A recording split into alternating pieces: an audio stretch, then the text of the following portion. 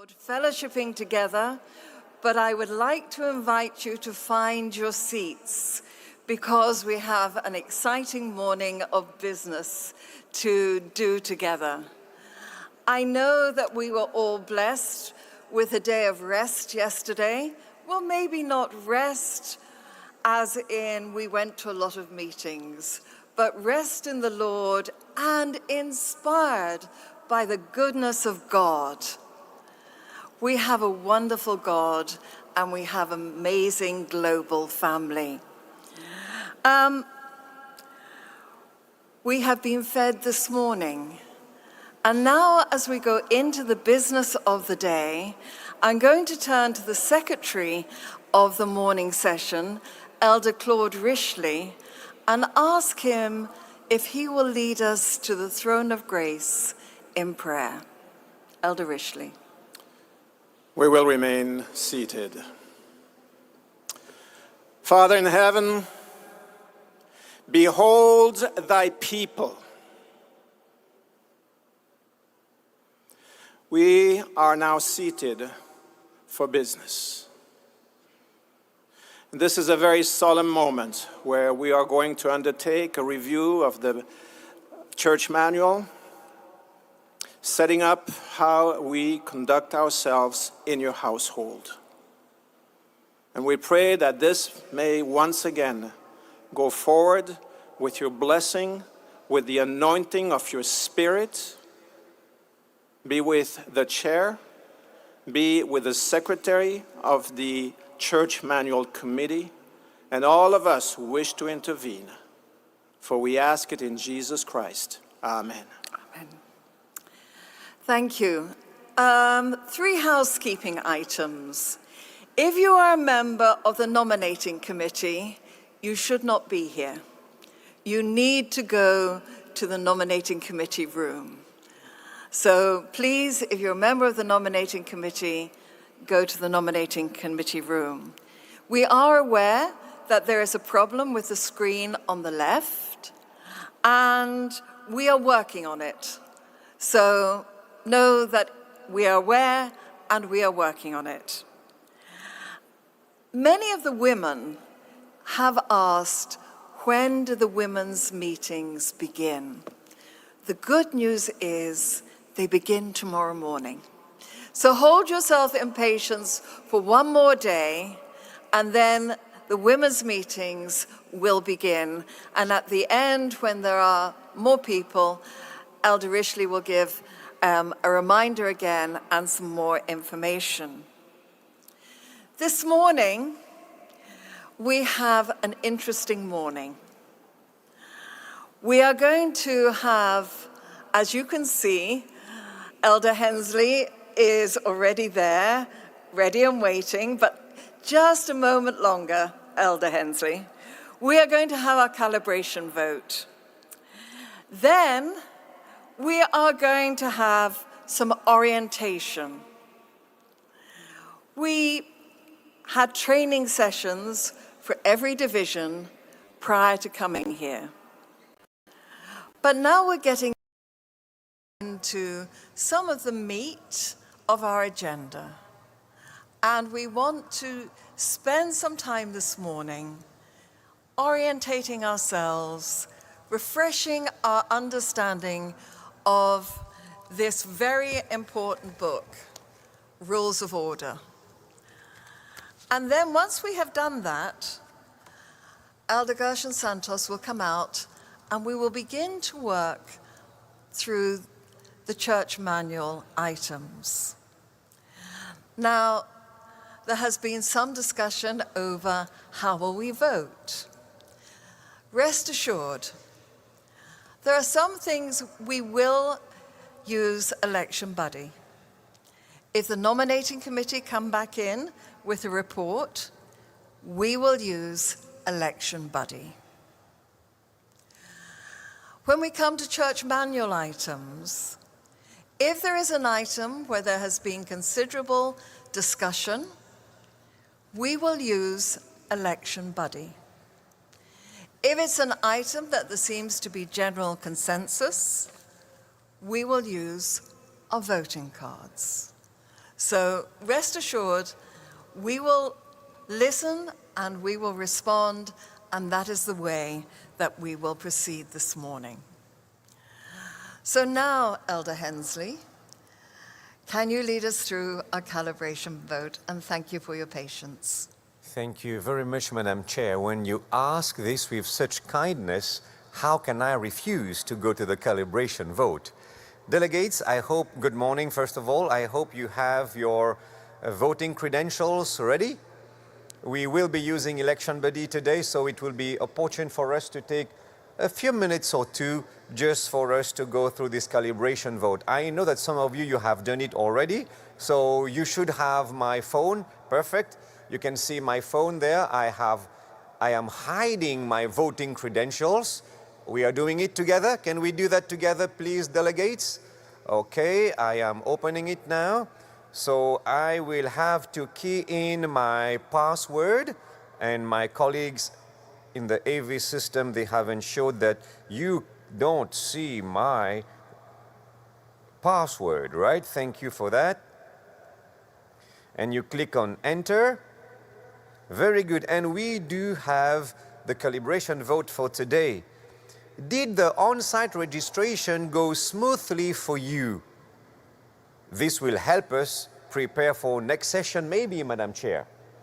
Did the on-site registration go smoothly for you? I think it went well for me. I will click yes. Don't forget, continue.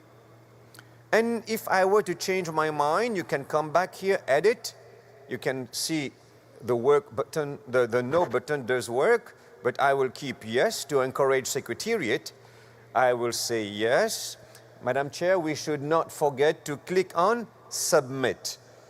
It is being submitted. You click on next vote and you stay here. I think by now we are all very conversant with that process, so I will hand over to you, Madam Chair, and you will take us through the process. Thank you kindly.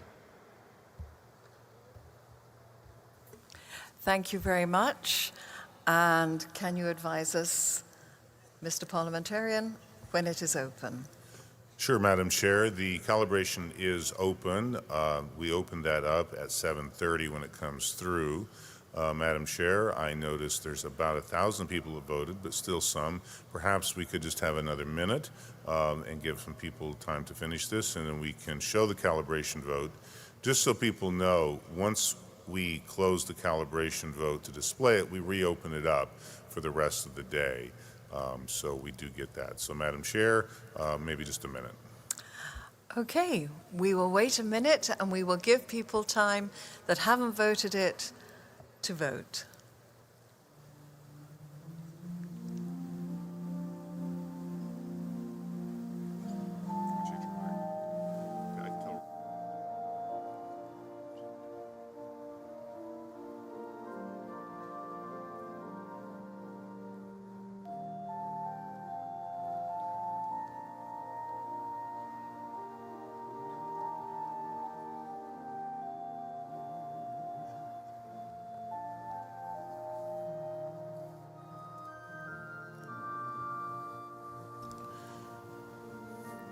All right, Madam Chair, we are up to 1,264 ballots.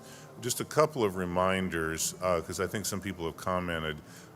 There are, of course, people who are delegates that aren't in the room. There's a nominating committee. There's other people who work for the GC and other institutions that just are not, they have other responsibilities. So people wonder, well, there's X number of delegates, why is there Y number of votes? And part of that is the people have other responsibilities. So, Madam Chair, we can close that now if you would like. Please close the vote and then we will wait, and please display the results. All right, it's closed, Madam Chair. Results will be here momentarily.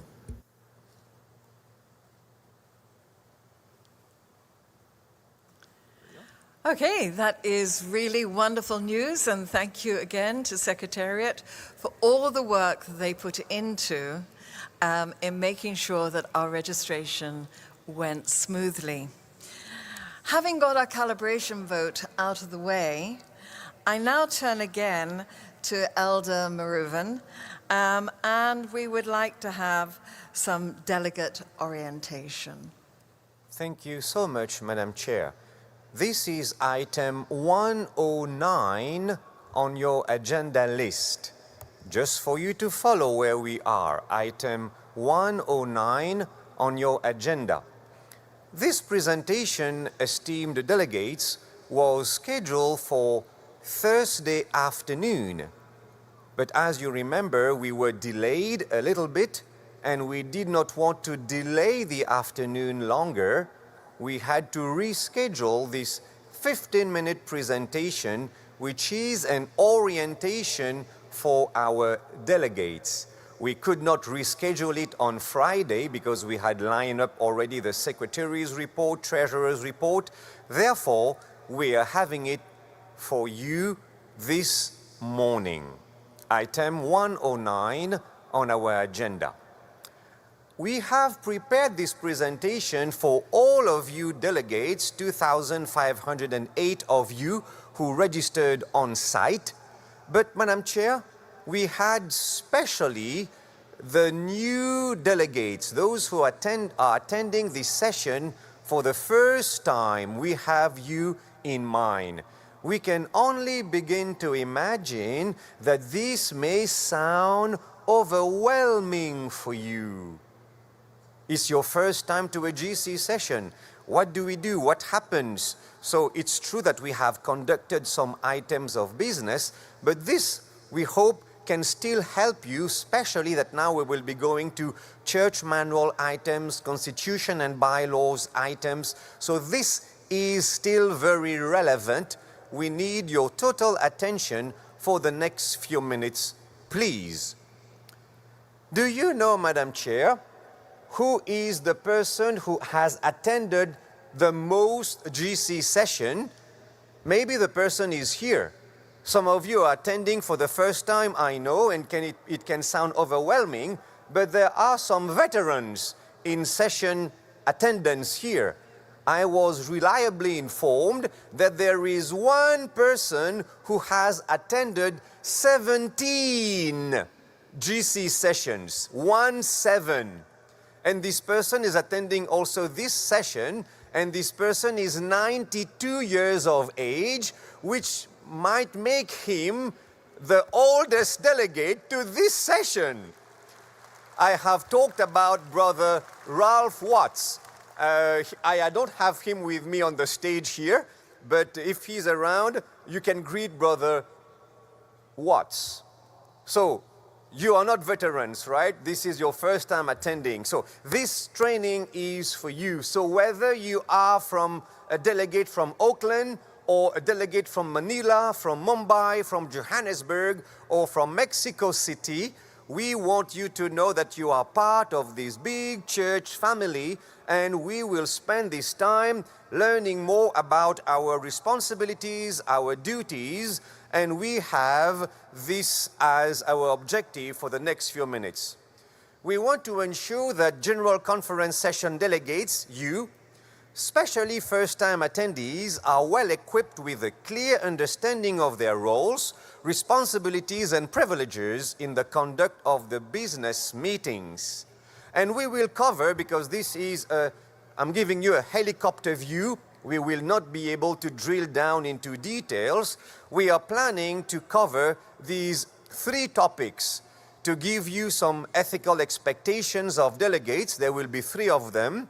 We will talk about 3 of your rights and responsibilities as delegates, and we will end with 3 practical pieces of information for delegates. So if you are with me, we can start, and we will share with you now the 3 ethical expectations of delegates. Number 1, you have the duty of being informed. The General Conference shared with you the agenda packet 6 weeks before this meeting was convened here in St. Louis. So you had 6 weeks to read through the materials that was shared with you. One of the ethical expectations, one of your fiduciary duties as delegates is to be informed. Why? Because informed decisions are the foundation of good governance.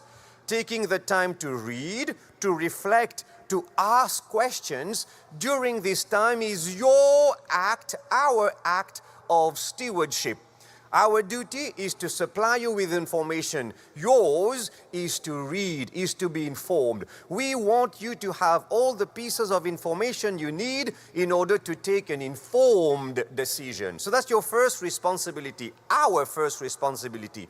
Number two, attend regular meetings. You will see when we are meeting here, you will have the opportunity of shaping the future of our church through your contributions. So my question to you is, you cannot shape the future if you are not in the room where it is happening. Right? So we are expected to be here. Showing up for meetings is the most visible expression of our commitment to serve. I know that some of us may have this urge for shopping therapy. Maybe some of you will have the urge of visiting the exhibition halls. There are other times for that, please. If you need time to visit outside of the business meeting, please do that, but not when we are meeting here. Number three, this is extremely important. One of your fiduciary duties, the expectations that we have as delegates, is number three, maintain confidentiality of privileged information. Loose lips not only sink ships, loose lips can also sink trust, integrity, and at times an entire organization. So please, no pillow talk to your wife. No parking lot talk, no hallway talk. This was also shared with members of the nominating committee. So please be careful of what you post and what you text. And please be mindful not to spread any, are you listening to me? Be careful not to spread any textually transmitted disease. That is why we have to be extremely careful about what we text. Therefore, choose your words carefully. 3 expectations: be informed, attend meetings, and maintain confidentiality. Let's move ahead. 3 rights of delegates. Your right number 1 is to vote on all business matters. We have 2,508 delegates who are registered. Not all of us are voting. This is your right. Please fulfill your fiduciary duty as a delegate. So please, we expect you to vote on all items. Right number 2, you have the right to come to the microphone. You have the right to speak on items that are under discussion. I want here to pause long enough to make one item crystal clear. It is true that English is the language that we use to conduct this business session. It's true, it's English. But we don't want English to be a barrier to delegates who don't have English as their native language. Therefore, we should not be dissuaded by the fact that we don't speak English. I am talking to our delegates who do not have English as their native language. Please, we encourage you to speak. Your contribution matters. If you can come with a translator to the microphone, please bring along a translator whom you trust. If you don't have a translator, your division secretary, your attached union secretary will provide you with one. It is your duty, it is your right to speak. And number 3, it is also your right to propose motions and make amendments. On this one, I will give a few minutes to my brother Todd. Later on, he will take us through this. So are you with me so far? What have we covered? Your responsibilities: be informed, attend meetings, maintain confidentiality. Your rights: vote, speak, make motions. We are almost ending. Let me take you to now your responsibilities as delegates. I did not invent this one. If you have your rules of order available, I would like to read to you what is written on page 18. But because of time, I have paraphrased it. So please, responsibility number 1. Delegates are to conduct themselves with Christian decorum, recognizing they are engaged in the Lord's work. This is extremely important because how we speak and act reflect not just who we are, but whose we are. I don't think, Madam Chair, I need to expand on this here, but it is important for us to know that when we come to the microphone, it is expected of us to speak with kindness to the chair and to the other fellow delegates as well. I was reading when someone said, the tongue only reflects the state of mind of its owner. Right? The tongue only reflects the state of mind of its owner. I also was reading something else, Madam Chair. There is a philologist who is a linguist as well. And listen to what is said of him. He could be silent in 7 languages. He could be silent in 7 languages. So we encourage you to speak. Please do that. But with Christian decorum, with the respect, with the kindness, because we are here conducting the Lord's business. Responsibility number 2. Refrain from speaking multiple times to the same motion until all others who wish to speak have had the opportunity of doing so. Why? Out of fairness and respect for fellow delegates. This is taken from page 18 of our Rules of Order. Words. You have understood by now that English is not my mother tongue, right? French is. So some people tell me that I speak Franglish, but that's okay. Now, I have learned something. I treat words as toothpaste. I treat words as toothpaste because tragically, once they are out of the tube, you cannot put them back again, right? So that's what I'm helping you with here. And we will now end our responsibilities, and I will read for you a quotation from the church manual, page 121. We are to exercise independent judgment when casting votes. Listen to this quotation from the church manual.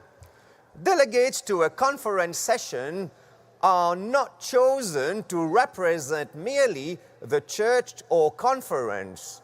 They should view the work as a whole, remembering their responsibility for the welfare of the worldwide work of the church, right? It is not permissible for church or conference delegations to organize or attempt to direct their votes as a unit.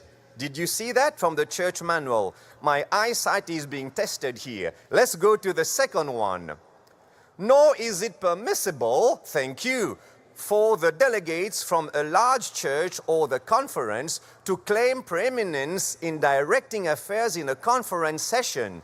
Each delegate should be susceptible to the direction of the Holy Spirit and vote according to personal convictions. Listen to that. Any church or conference officer or leader attempting to control the votes of a group of delegates would be considered disqualified for holding office. We should exercise independent judgment when we vote. What have we covered so far? We have covered our ethical responsibilities, be informed, attend meetings, practice confidentiality. Our rights are to vote, to speak, to make motions. Our responsibility is speak with Christian decorum, refrain from speaking multiple times on an item except others have had the time to do so. Exercise independent judgment when voting. And let's end now. I have 3 pieces of practical information for you.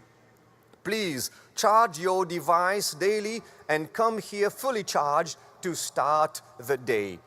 Advice number 2, please wear your badges every day. Without your badge, you are without a passport. You are not going anywhere. It's very important that you wear your badge whenever you are in this place. If you are eating and you don't have it, you might accidentally have to fast, and we don't want you to do that. And finally, my esteemed delegates, have your voting cards available. As Madam Chair already said, at times we will have recourse to the voting card, pardon me. I hope we have reached our objective, which was to share with you clearly your responsibilities, your rights, your duties as delegates. Thank you very much, Madam Chair, and now we can transition to the last part of this orientation. Thank you. Thank you very much, Elder Hensley. And I will turn to our parliamentarian to introduce the next little section of our orientation. Thank you, Madam Chair. As we have experienced over the last 2 days, the rules of order, which you all received a copy of, are an important part of how we conduct this business. As God has called for us to do all things in good order, that is the rules that we have agreed to abide by. However, we also understand that this is not how people conduct their day-to-day lives, and it is not something that necessarily comes intuitive. As a result, we have a video here that we're going to play for you. This was played during the orientation sessions a month ago or so, but we felt it would be beneficial to the body to better understand how rules of order and how the system works so that your voice can be heard and we can move forward in good order. So with that, Madam Chair, I think we're ready to play the video, if that's okay. Thank you very much, and if we could play the video, that would be great. Greetings and congratulations on being selected as a delegate to the 62nd General Conference session. You play a vital role in conducting the business of the Church.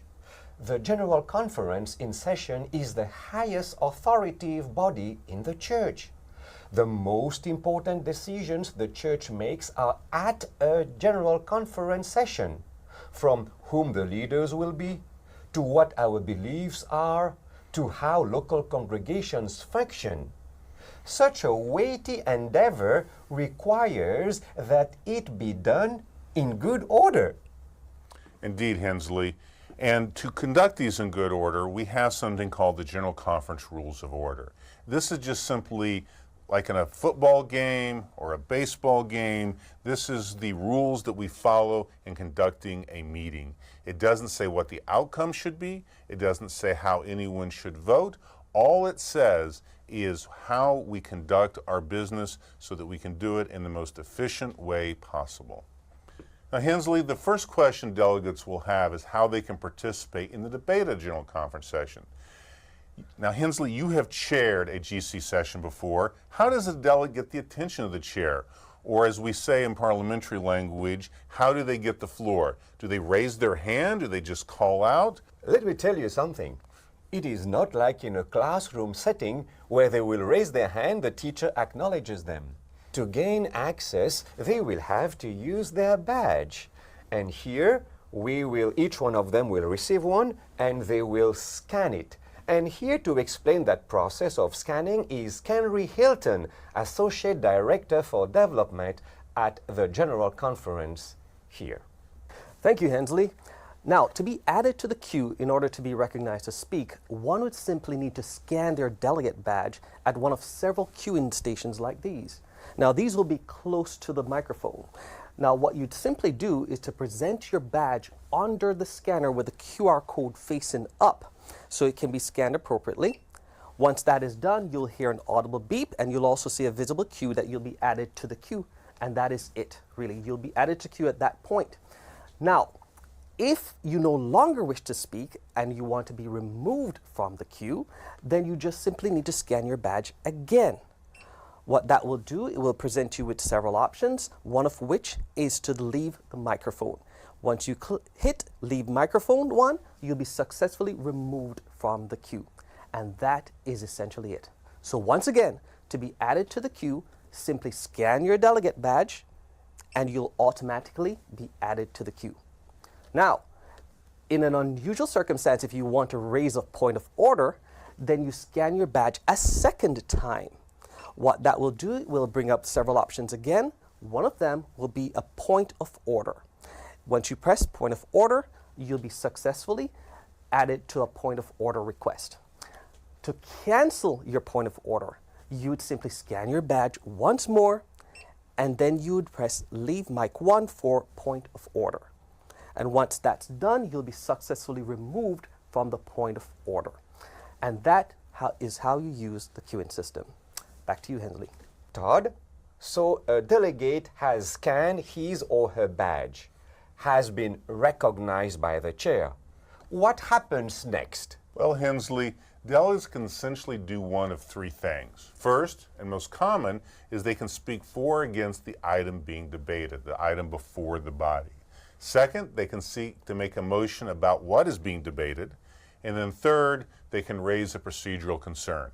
But Hensley, these are very abstract ideas. Why don't we see how this can work in practice? I believe this is an excellent idea.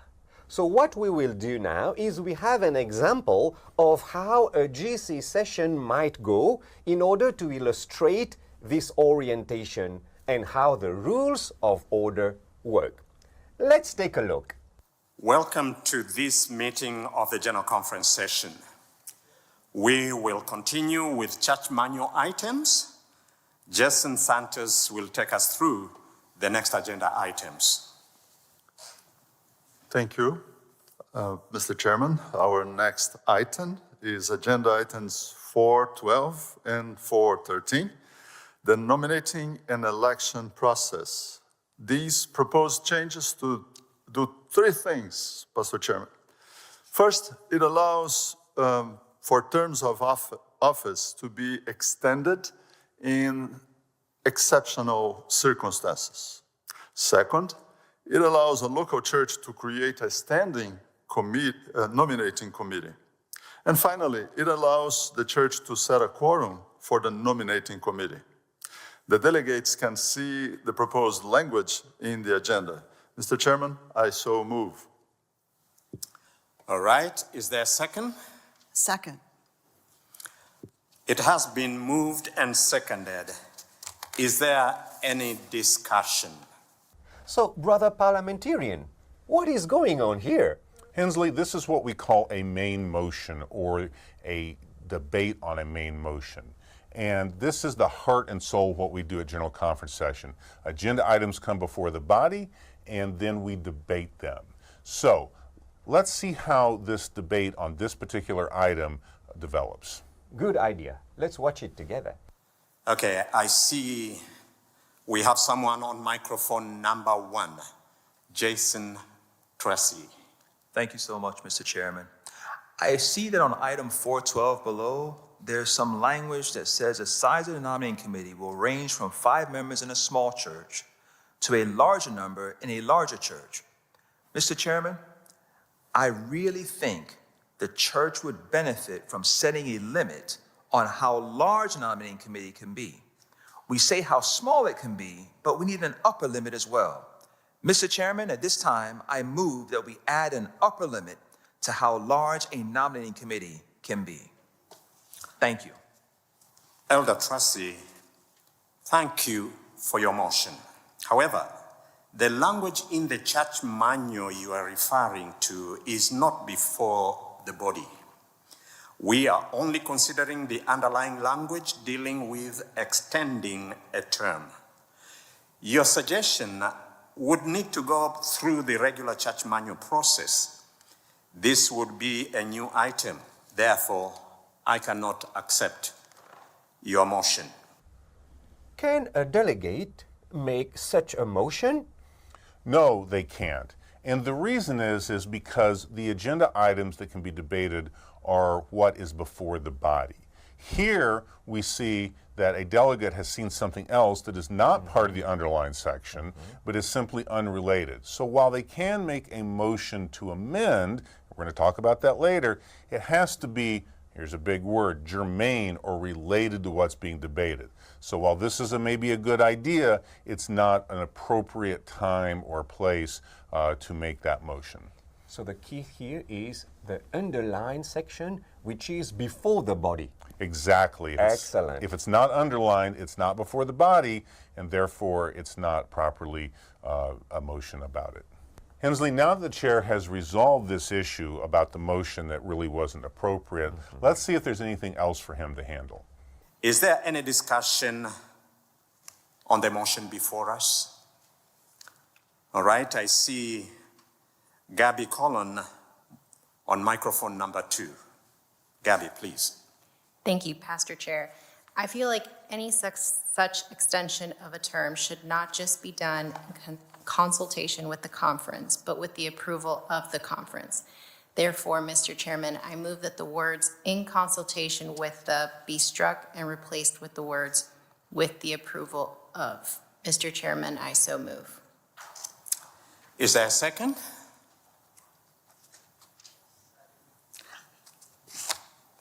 Thank you. It has been moved and seconded.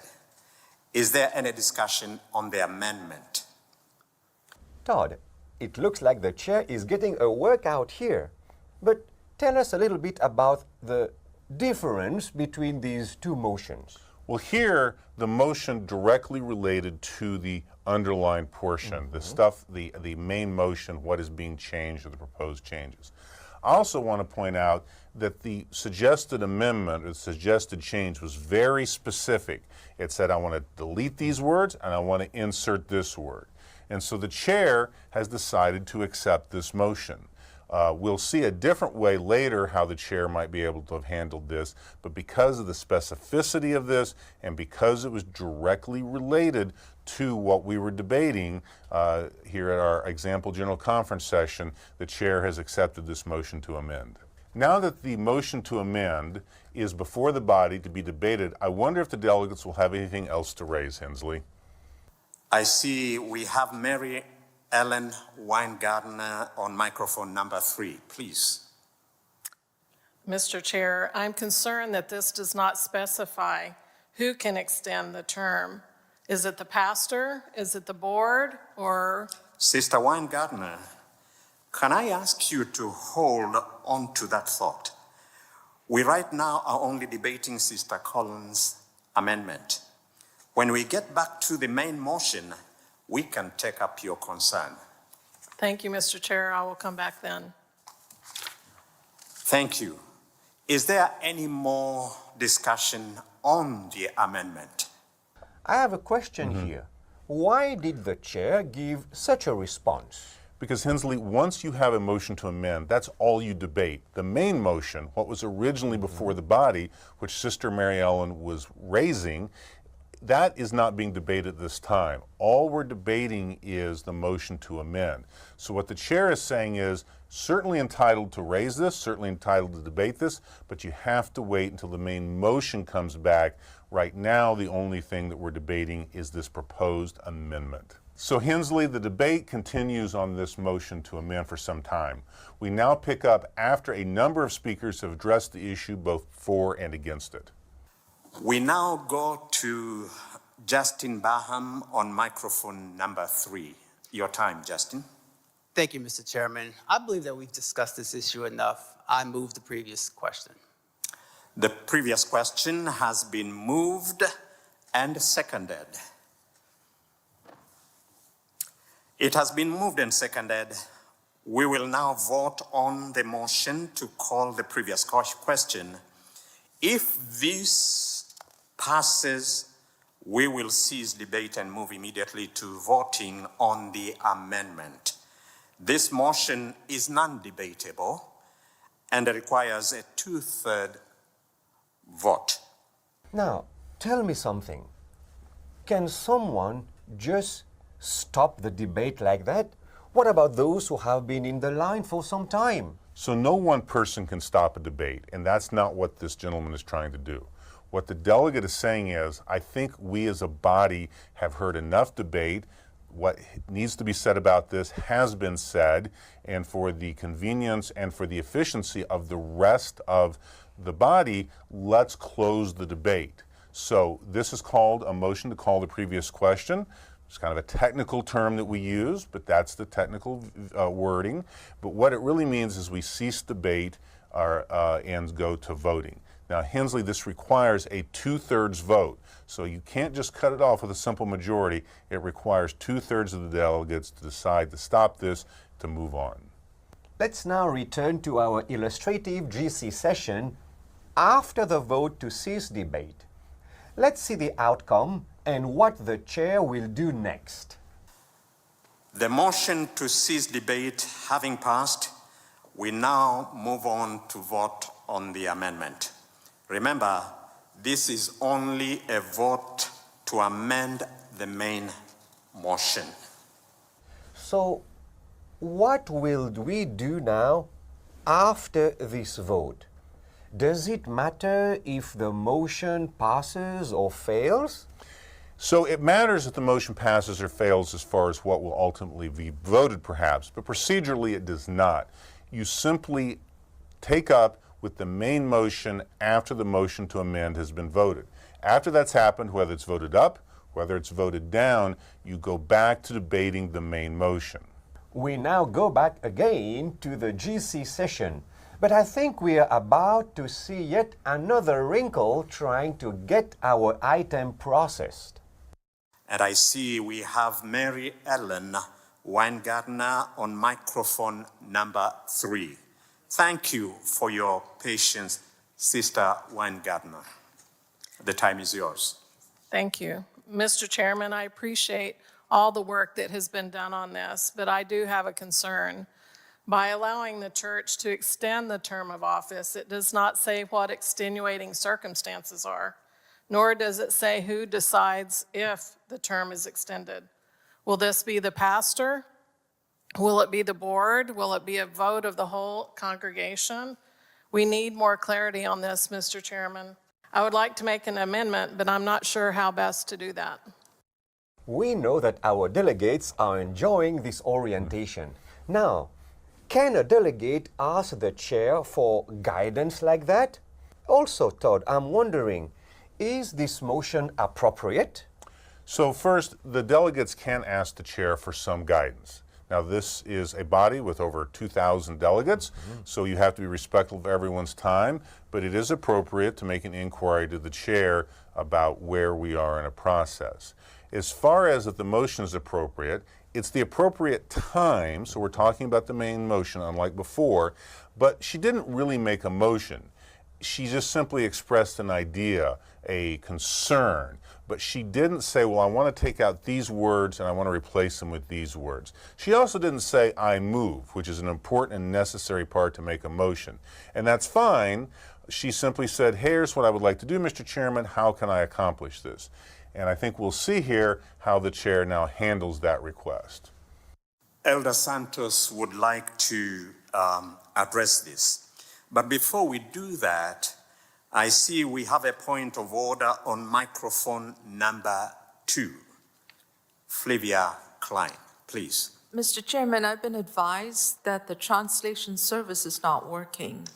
None of this translation radios receive any audio anymore. Oh, okay. Thank you for bringing that to our attention. We have now come to my favorite part of this orientation, points of order.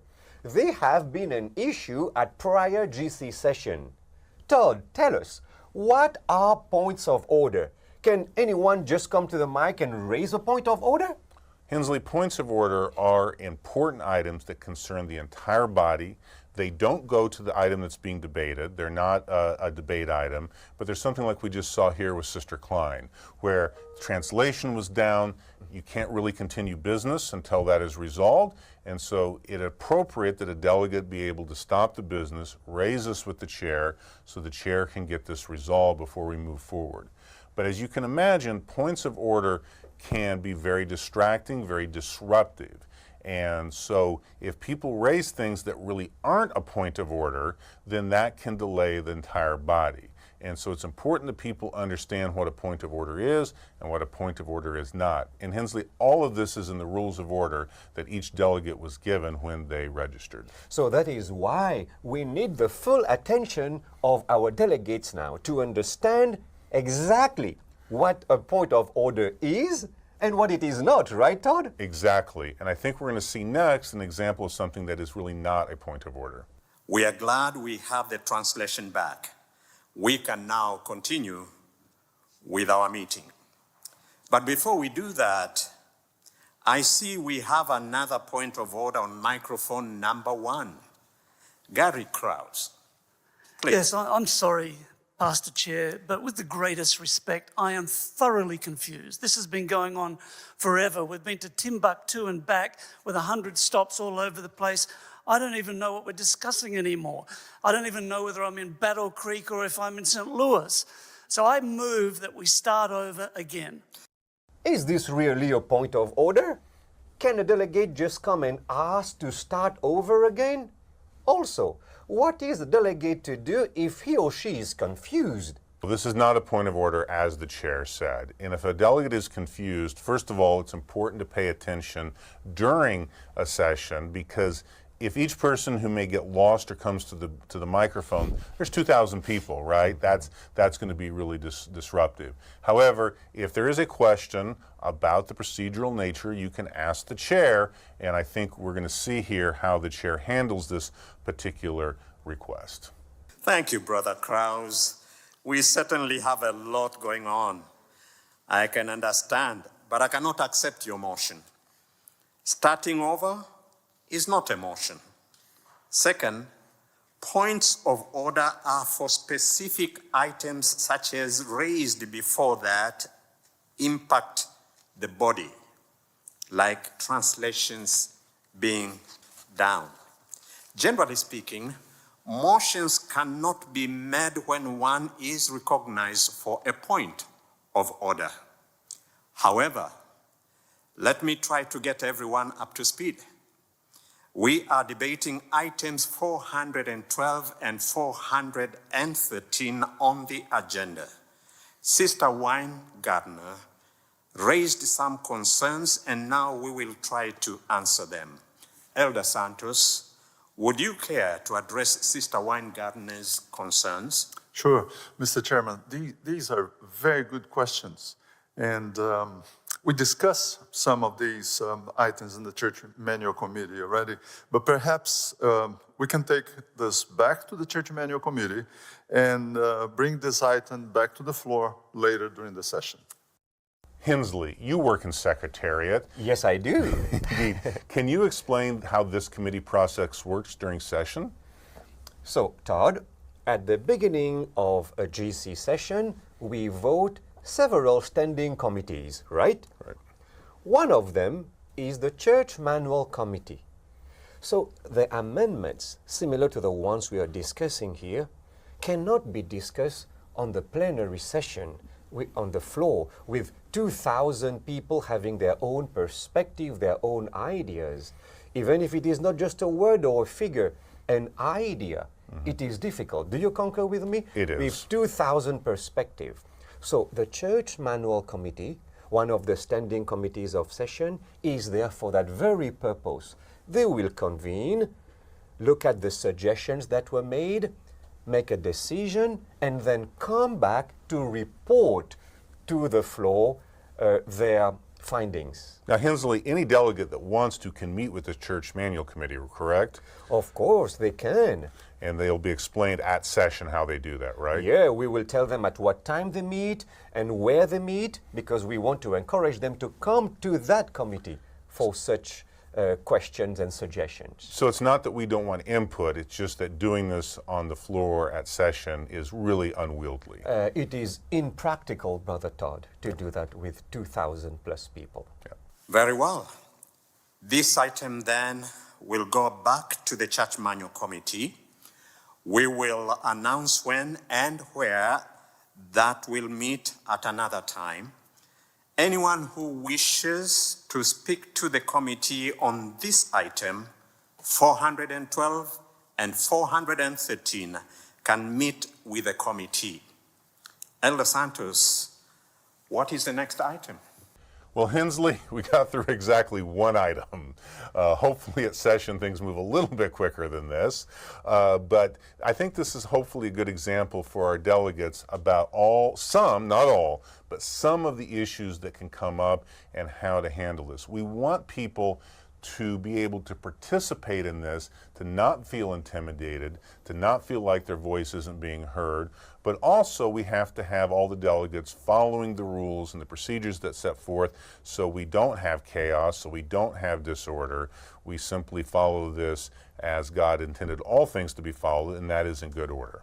Indeed. And we hope that you have enjoyed this orientation. Brothers and sisters, delegates, let us conduct the business of the Lord's church in a way that will honor Him and in a place where the Holy Spirit will continue to guide our decisions.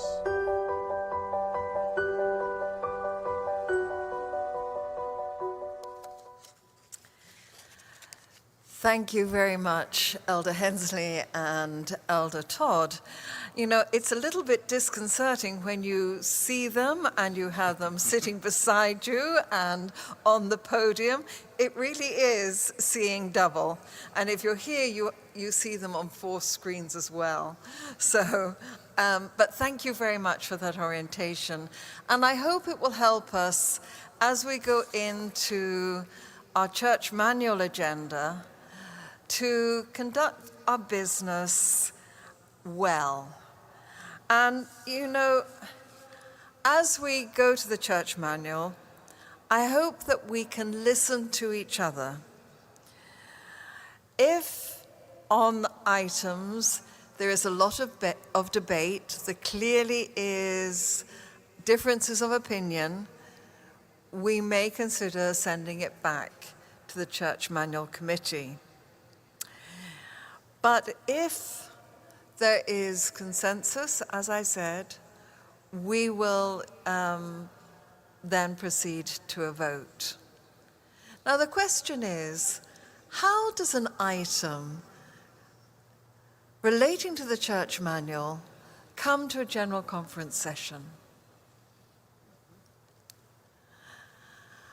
Anyone can begin that process. It may begin in a local church, may begin with a local member, but an idea would go to a conference. The conference can discuss it and make a recommendation to the union, who in turn will have processes for discussing, and an idea may get refined and polished, it may get sent back. But then it will go to the division, and from the division, it will go to the general conference. Now, when it comes to the general conference, there is a church manual committee. Now, that committee is not made up of people who just work at the general conference. It meets every annual council, and it is comprised of people in ministerial, the Biblical Research Committee are there, Secretariat, who deal with a lot of the practicalities, the policies, the division secretaries, frontline pastors. So, and all divisions, all parts of the globe are represented. And having sat on that committee, you hear as we grapple, as we listen to each other, and listen to the concerns of a worldwide and very, on occasions, diverse church. And as we listen, we try to come with best practice. The church manual is our guide, our rule book. for what happens in the local church and in the conference. Now, it's not designed to beat people over the head. What it's designed to do is to ensure that we as a church practice in a consistent way. So it doesn't matter where I go to church, anywhere in the world, I know that there are certain rules that will guide our behavior. Now, you know, an idea may come just from a division, or it may come from a department. But there is a process where we listen to each other. Once the Church Manual Committee has worked on a recommendation, it is voted by annual council. It then goes to the year-end meetings of each division. And each division then will share that. And so there is room within the quinquennium for feedback to come back from the divisions back to the Church Manual Committee.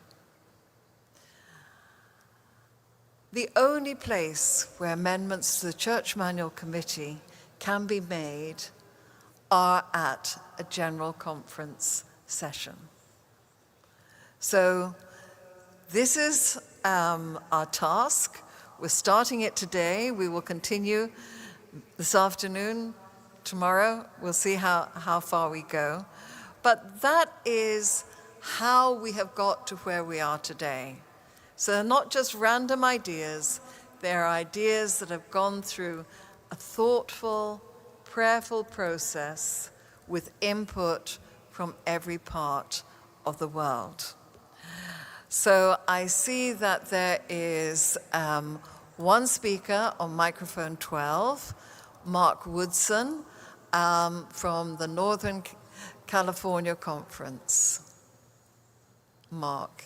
Yes, thank you, Madam Chair. I appreciate your explanation of the process that it takes to put together ideas for the church manual. That's very helpful. At the end of in the last session in 2022, there were quite a few amendments that had gone through the process all the way from 2015 that didn't get, because of the shortness of our session the last time, that didn't get to be reviewed or brought to this group. And it's disappointing to me that those items that we didn't get to in the last session were not brought back to this session. You just explained the process of what it takes to bring those items, and there were a number of items that came from our division, came from our union, that didn't get to be considered, and they didn't to me, they should have been brought right back to this session since they didn't get covered before.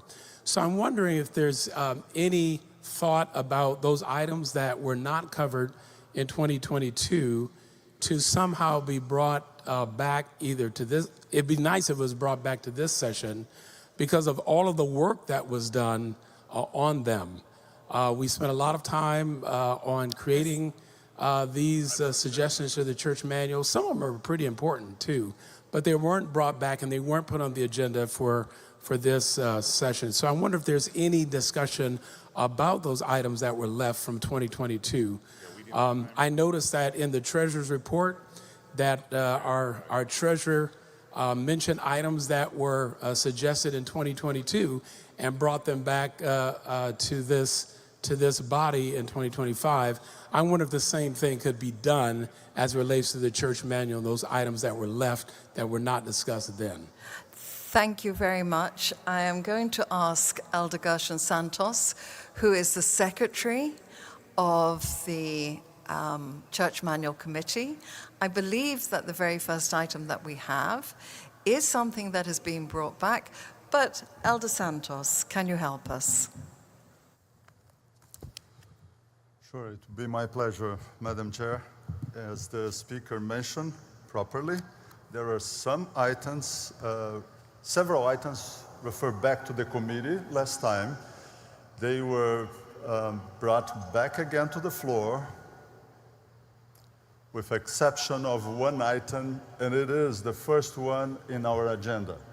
With a minor difference, it was a larger item, including 3 different things.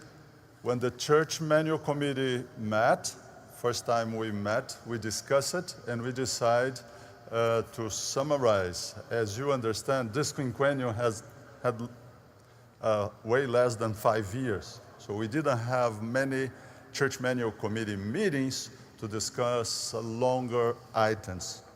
So I would say only one item was sent back to, was not brought to the floor, so it was referred to the Church Manual Committee, and then later on, when we met at the proper time, we discussed it and reviewed the item, and we are bringing back again the same item with minor changes, and this is the first item in the agenda. I hope it's clear. Thank you very much, Elder Santos. And on microphone 5, we have a point of order from Monique Pretorius, Northern California. Northern Conference, SID. Madam Speaker, yes, I'm on your right. Thank you. I just want to say that I don't see the time. Yes, the previous speaker, the time was not there yet. Thank you, Madam. Thank you, Speaker. Yes, thank you very much, Monique. We had noticed and had a little moment of panic, so thank you. We go now to microphone number 2, Andres Jimenez from the Inter-American Division. Muy buenos días para todos. Dios le bendiga. Can we have a translator? Que la paz del Señor Jesucristo esté con nosotros. Excuse me, my brother. Can we have a translator? Okay.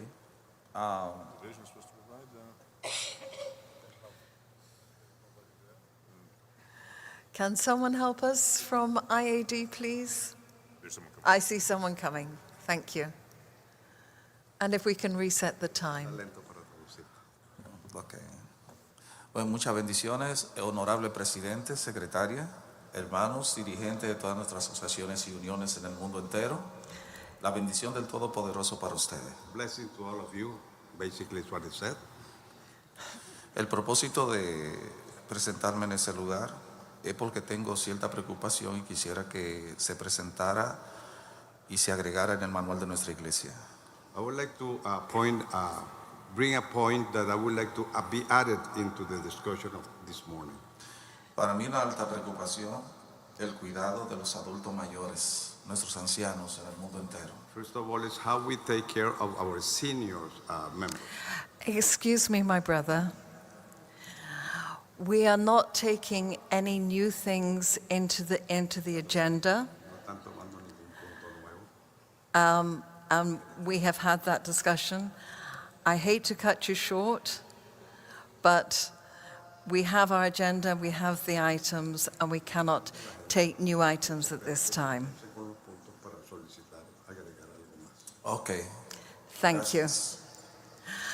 Microphone number 12, Leroy Abrahams, North American Division. Hello, thank you for letting me share. With all due respect, I do want to respond to our lovely orientation. It is clear that GC committees, with many of the same members and senior leadership, have collaborated and worked as a unit to create the agenda and present motions and candidates to us for approval. I find it hypocritical that delegates are banned from engaging in similar activities and threatened with disqualification from leadership roles if they don't comply. We need to be honest and face the fact that we are mere mortals and we need each other to make good decisions. Even though we have the veneer of consensus and inclusion by having over 2,800 delegates and 277 delegates on the nominating committee, basic organizational theory, psychology, and history show us that it's the individual or the individuals who set the agenda and present the options that hold the true power. If we truly want this GC to be impactful, we need to start by being honest and realize that collaboration on decision-making and representing the needs of your community are human and are activities that are necessary inputs to make the best decisions for the larger body. Smoothness of meeting proceedings is not evidence of the working of the Holy Spirit. Many of the greatest movements and impactful decisions have emerged from the furnace of controversy. Thank you. Thank you very much. Your point is well taken, and we will bring that to the steering committee. We do appreciate it. Now, if I can turn to Elder Santos and invite him to come forward, and I believe the first point is 401, and this is the item that came back from last GC session. It is a long item, Elder Santos, and I wonder if you could provide us with a comprehensive summary.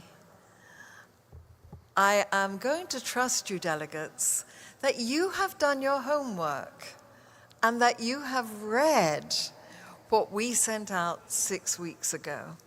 So, Elder Santos, as it is 3 pages, I wonder if you could provide us with a comprehensive summary.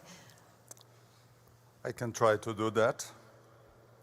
And if I have a clicker, we can put on the screen a slide that summarizes the first item. As you saw in the agenda, and if you go to the first item, which is 401-25 GS, and it's interesting to see on the headlines of the item, you see all the line that item follow.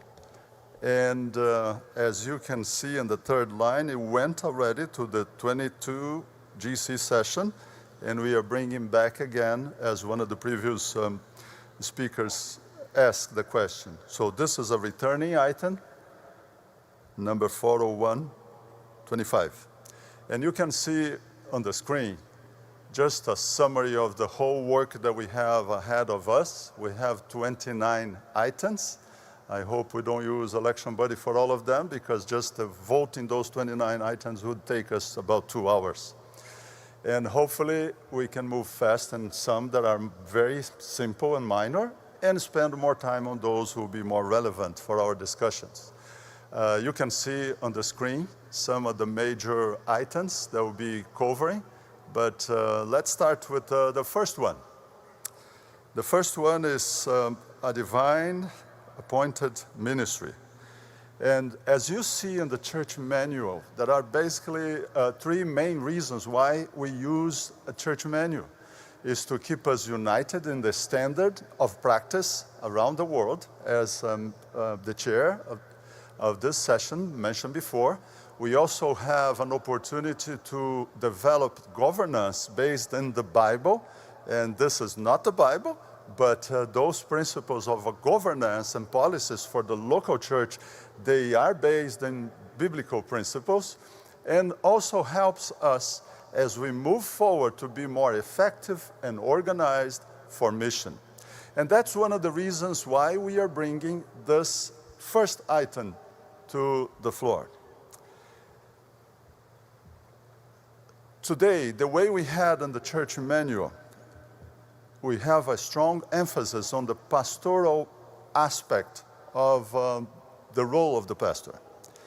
And many people recommended, and several committees met for that, and with the input of ministerial, BRI, we brought this recommendation to you. As you can see on the screen, the first paragraph is emphasizing that the Seventh-day Adventist ministers bear the God-given responsibility of proclaiming the everlasting gospel, making disciples, and equipping the saints according to their spiritual gifts in order to equip them for service. So besides the pastoral care or the chaplain work of the pastor, we also have the responsibility, the pastors have this responsibility to mobilize the church, to equip the church for service. On the next section, we have some additional information, and I can move on maybe we can use, Sister Sherry, if we can use the item itself in the agenda, probably it will be easier for me to highlight just a few lines on the document that all the delegates have on their hands. On page 43, I can highlight now line 38, and you can go a second to the last paragraph on page 43. Very well. It starts, all believers have the privilege of being part of a royal priesthood that proclaims the praises of him who call you out of darkness into his marvelous light. So this is not just, we don't believe that the pastors do ministry by themselves, but they are facilitators and equippers so the body of Christ can function properly and fulfill God's mission. The last paragraph on this page says, the New Testament describes how the leadership of the church was established. And continue on the following page, he also sent out a larger group of 70. This indicates that the organization of the church was initiated by Jesus Christ himself in order to fulfill the mission of making disciples and teaching Bible truth. We can skip one slide and go to line 16 when it says, in harmony with the leadership model of the Jerusalem church, the apostles appointed elders as spiritual leaders in every church. And we'll know this by the Seventh-day Adventist movement. In the beginning, we have basically two kinds of elders or pastors. The local ones taking care of the local congregations, and the itinerant pastors, that those were those doing evangelism, revival, and starting the work in new places. So line 25 says the New Testament principles of church organization guided Seventh-day Adventists in the years prior to and the decades following its official organization as a church in 1863.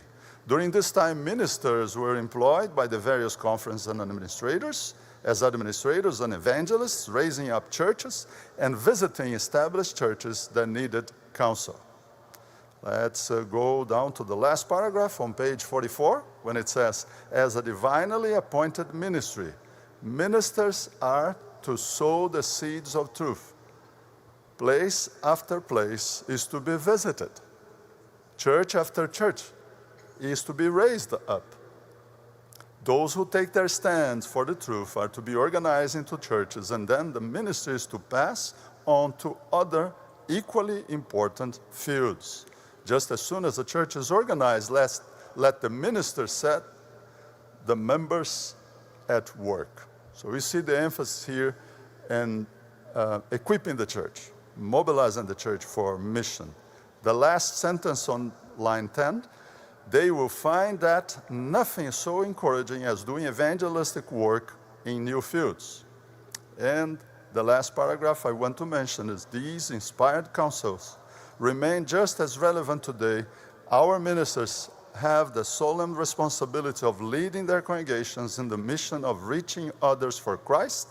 As Ellen White stated, the work of God on this earth can never be finished until the men and women comprising our church membership rally to the work and unite their efforts with those of ministers and church officers. Sister Audrey, I want to present to you this item, and as I stated in the beginning, we recommend, this is the recommendation, to amend the church manual, chapter 4, pastors and other church employees, pages 32 to 35, a divine appointed ministry, as was presented. I move. Thank you very much. It's been moved, and is there a second? Yes. And I see on microphone number 9, Seth Varuba, a delegate at large from the GC. And please, if I murder your name, forgive me. I try my best. Brother Seth. Madam Chair, thank you. I rise to offer a general remark and propose amendment to the motion. First, I would like to express heartfelt appreciation to the General Conference leadership, the Secretariat, for organizing the 62nd General Conference session. I'm not sure if any of us have taken the opportunity on the floor of this business session to formally thank the GC leadership. So allow me to begin there. Thank you for your tireless efforts in bringing us together in such a meaningful and well-coordinated way. Madam Chair, I speak in favor of the motion and I would like to propose an amendment.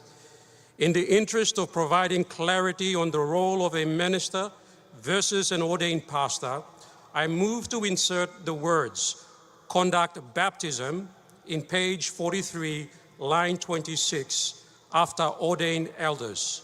Therefore, the proposed sentence to read, "They are encouraged and exhort the believers, rebuke sinners, ordained elders, conduct baptism, uphold the truth, and take a firm stand against false doctrines."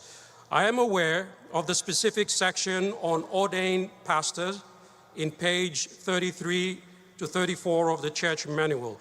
However, I feel it is necessary to insert the above words to provide clarity. Thank you, Madam Chair, and may God continue to guide us in unity and purpose. Excuse me, Brother Seth. Where do you want to insert this? Page 43, line 26. Okay.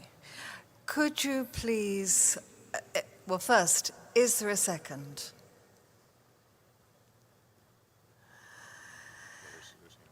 There are hands, so it's seconded.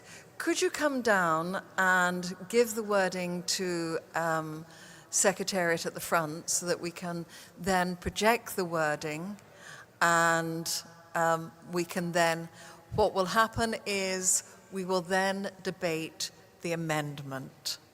So those of you who are in the queue, and I have a number of people that are in the queue, if you will be saved and we will come back to you.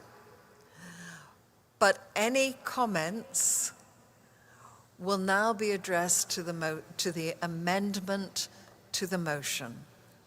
So you're clear what we're doing. Our brother Seth has some wording that he is suggesting that should be inserted.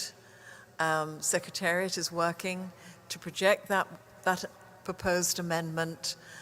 Any comments, so anyone who wants to comment on this needs to then go and sign in. Those who were in the queue, you have been saved. And when we go back to the main motion, you will have your opportunity to speak. Okay. Our parliamentarian, while we're waiting, is going to just share some information with us. Just one thing, Madam Chair. We took the point of order yesterday regarding the scanning being disabled to heart and not doing that while chairs have said they don't want to take no speakers. We will still use that momentarily when we are doing things like saving the queue and then opening it up. So if you do see it says scanning disabled, just stand there for, like, it literally should be a minute or two at most, and then it'll be re-enabled and we see we have people already, Madam Chair. But I just wanted to give that context of how we'll be using the system. Thank you, Madam Chair. Thank you. We all learn as we're going along and we improve our processes, and we appreciate that, Brother Parliamentarian. And when the Secretariat have the language, then they will project it and we will be ready to take discussion. I do have one person in the queue, but I really would like that we can see what we are discussing. You'll be up in a second.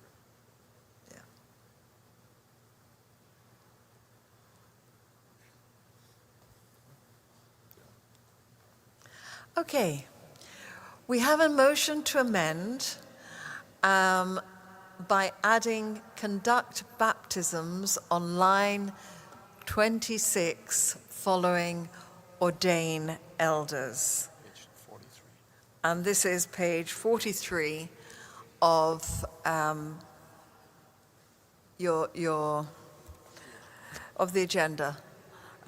So on page 43, line 26, to insert conduct baptisms following ordained elders.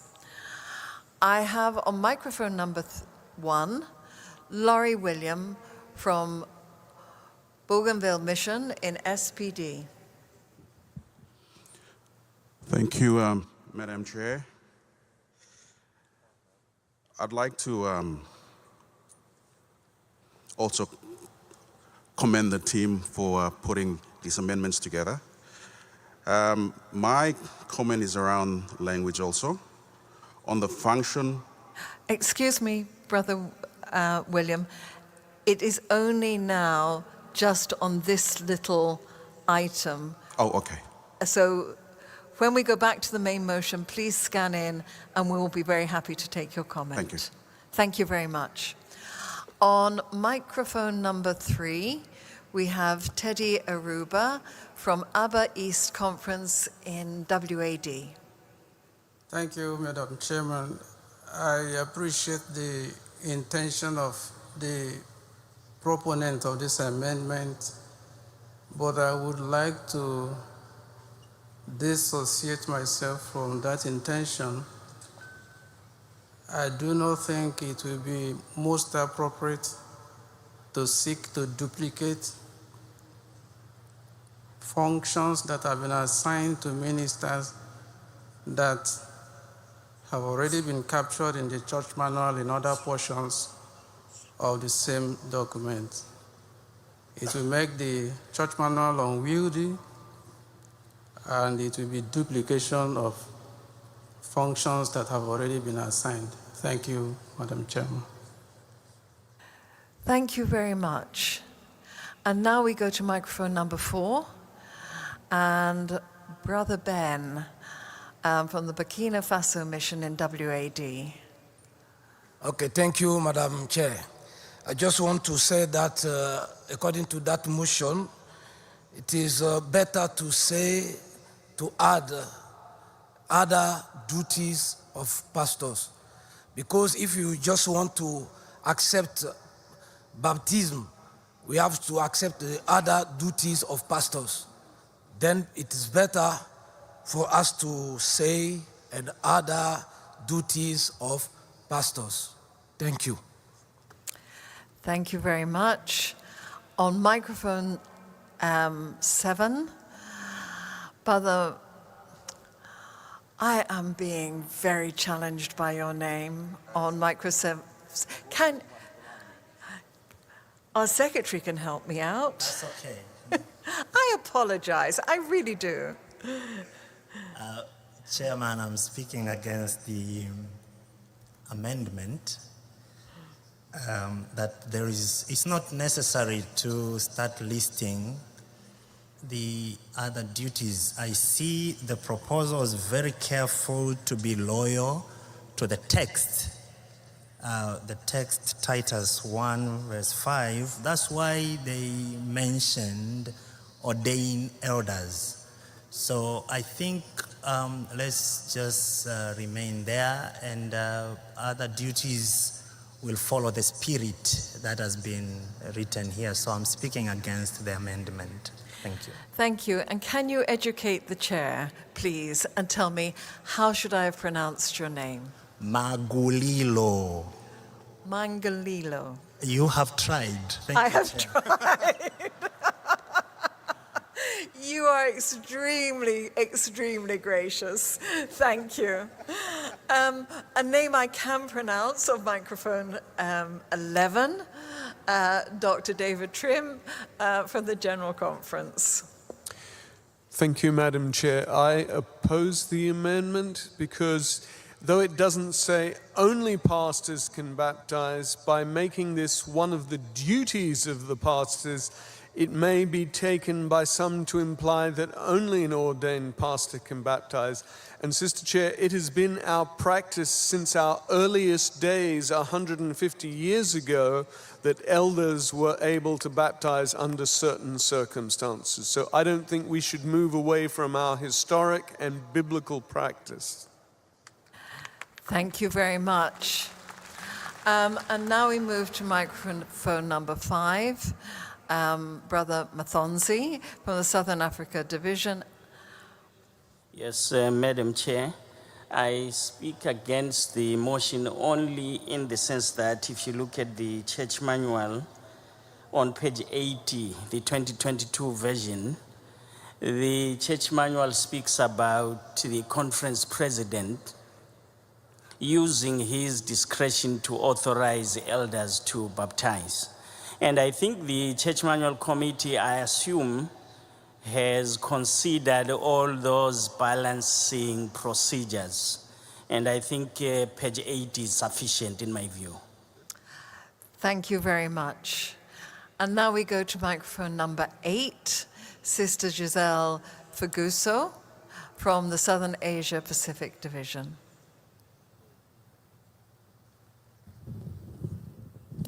Thank you, Madam Chair.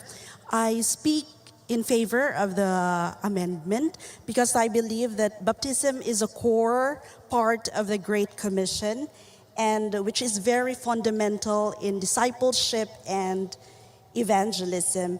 And the current draft outlines the core functions of a pastor, which is teaching, exhorting, rebuking, and omitting baptism may unintentionally downplay this very sacred role of the pastor.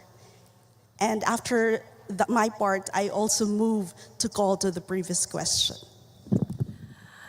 Thank you very much. Question has been called. This is a non-debatable motion. So we will use our cards. And it needs a 2/3 majority.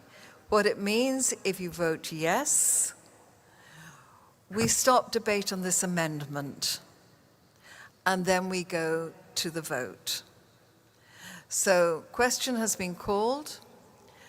We will now vote. We will use our cards. If you want to stop debate on the amendment, you vote yes. If you want to continue debate on the amendment, you vote no. So all those in favor of stopping debate on the amendment, please show by the upraised card.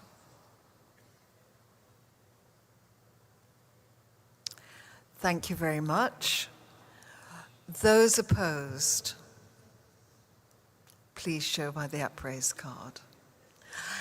It has been overwhelmingly carried. So now we come to vote on the amendment. And we have had considerable debate, and so I would like to use Election Buddy, just so that we get our feet wet this morning. We use it. We've had our calibration vote. We have heard both pros and cons on this. So when you're ready, the motion to amend is on the screen. And Mr. Parliamentarian. Oh, on microphone number 10, Philip Mills, there is a point of order. I'm sorry. Oh, okay. For a point of order, you shouldn't have a statement before that. A point of order should just be a point of order. For the reserve to the, the previous question, calling that to have a statement and then call a question isn't fair for others. I will defer to our parliamentarian. Thank you, Madam Chair. While that is a perspective that has been shared by several individuals, that is not in our rules, nor is it in the other parliamentary authorities that exist. A motion for the previous question is in order at any time in which a person has the floor, and they are allowed to speak before that. So it is in order, and that is not violative of our rules in any way. Thank you, Madam Chair. Thank you. And I do appreciate the frustration. I have been there when you're standing in line to make your comment and then question is called. So we are now voting on the amendment. When election buddy is ready, All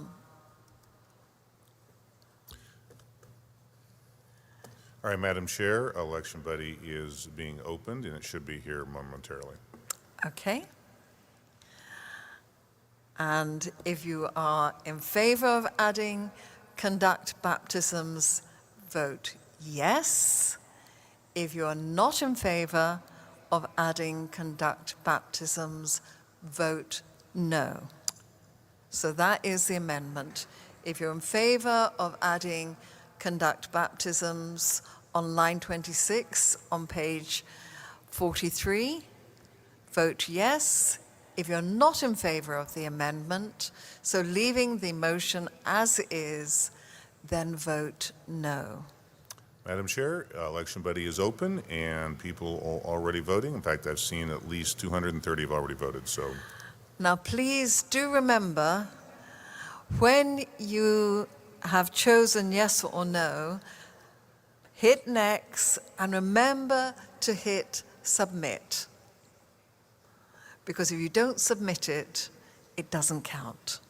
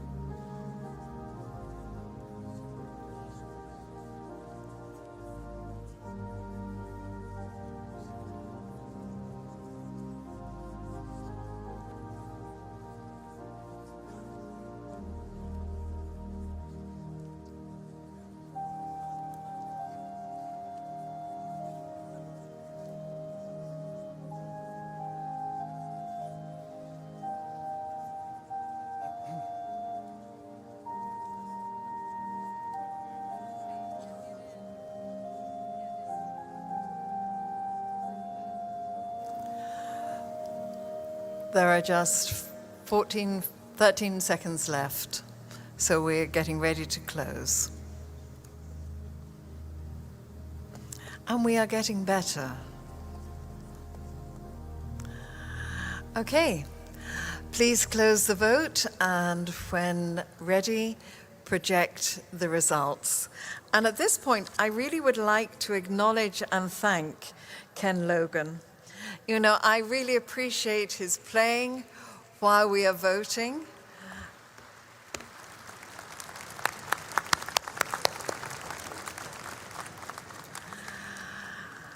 We have the results. It is no, so we go back to the main motion.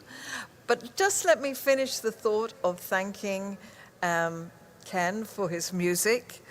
I believe on July 1, you retired. as the Senior Music Director at PMC. Is that correct?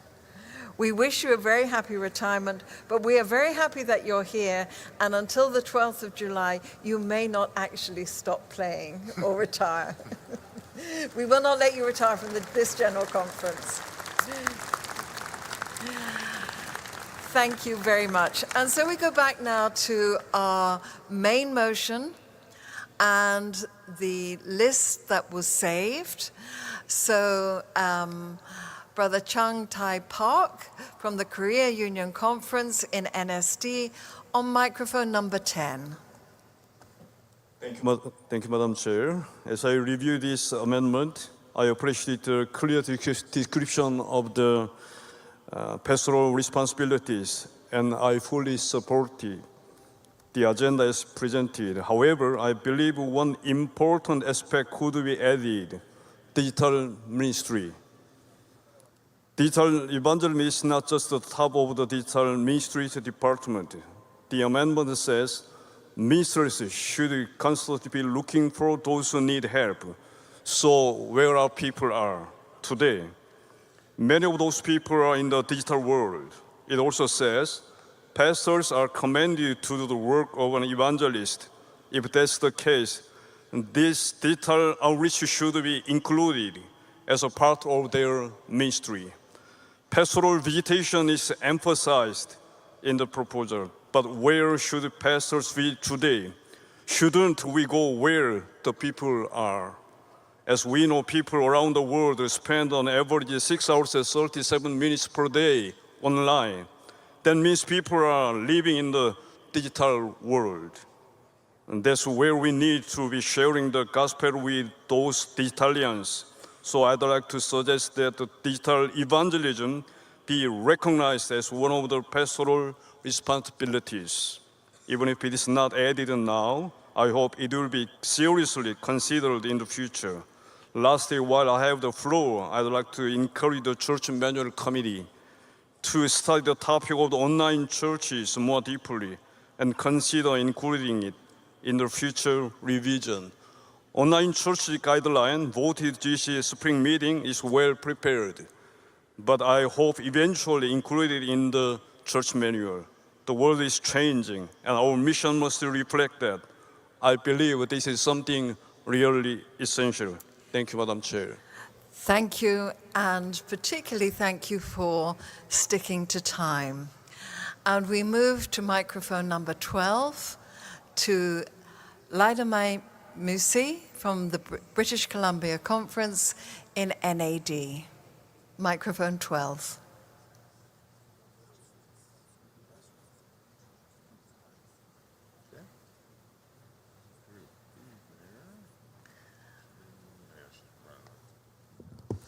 Sorry, I removed my name and Okay. it didn't work. No problem. Thank you very much. And so we go to microphone 10 and Timothy Standish from the General Conference. Good to see you getting some exercise, Brother Timothy. Well, thank you, Sister Chair. There is very little time, and it's really insufficient to discuss a motion, an item of this immense length. However, I would note that there are two global issues that I see with this particular addition.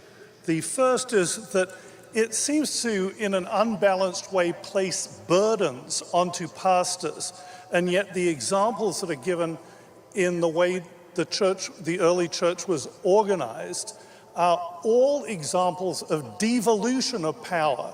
The pastor's role is to empower his congregation, and so I wish that that could be emphasized with much greater detail. In addition to that, there seems to be a lack of recognition of the proper and biblical role of deacons. And there are multiple examples, I think, where we could add deacons in more prominently as assistants in the work of God. And particularly, I am referring to Acts chapter 8 and Philip, the deacon, who is also known as the evangelist, who is out evangelizing in Samaria and baptizing, obviously, the Ethiopian eunuch. Deacons' role in supporting the work of God, the cause of Christ, could be far more emphasized in here. I would notice just a little mathematical mistake. It talks about 12 apostles. There were 13. Matthias replaced Judas, and then we have Paul. That makes 13. There were 12 disciples. Thank 12 you. apostles. Thank you. You are out of time. Thank you very much. And now we turn to microphone 11 to Stephen Sepp from the Austrian Union of Churches Conference in EUD.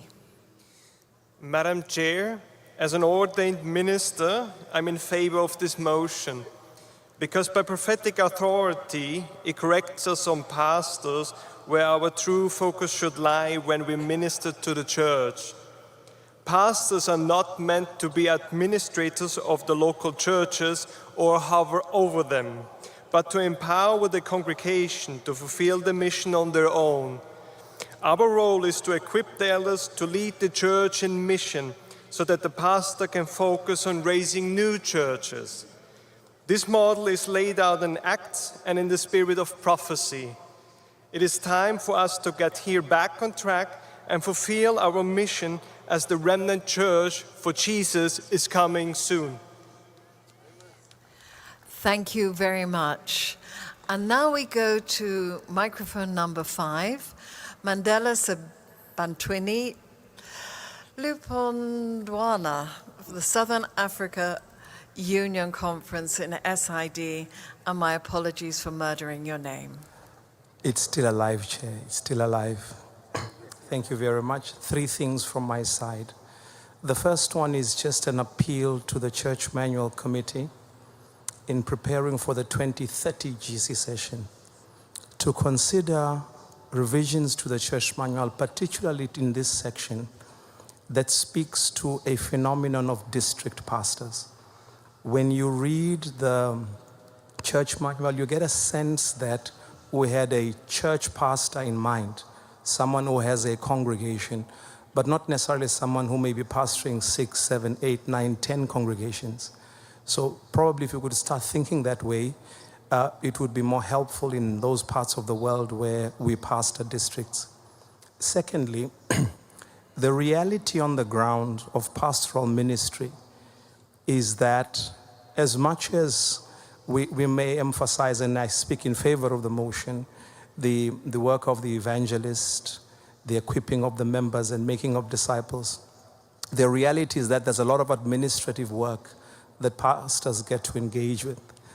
There are reports expected from pastors. There are meetings expected from them to chair. They're expected to do a lot of admin work that if they do not perform, a lot of things don't go right. So it might be helpful to factor that in going forward. And lastly, the first sentence of the amendment, I think it's on page 43, highlights the 3 functions, which is the responsibility of proclaiming the everlasting gospel, making disciples, and equipping the saints for this, to their spiritual gifts in order to equip them for service. Brilliant. Later in the same paragraph, of course, it talks about engaging in the visitation ministry. If we could move the visitation ministry, just the phrase, put it under after the text of the first sentence so that it is prominent as the other 3 are. Thank you, Chair. Thank you. We appreciate your comment. We now go to microphone number 10, and we have Ramon Canals.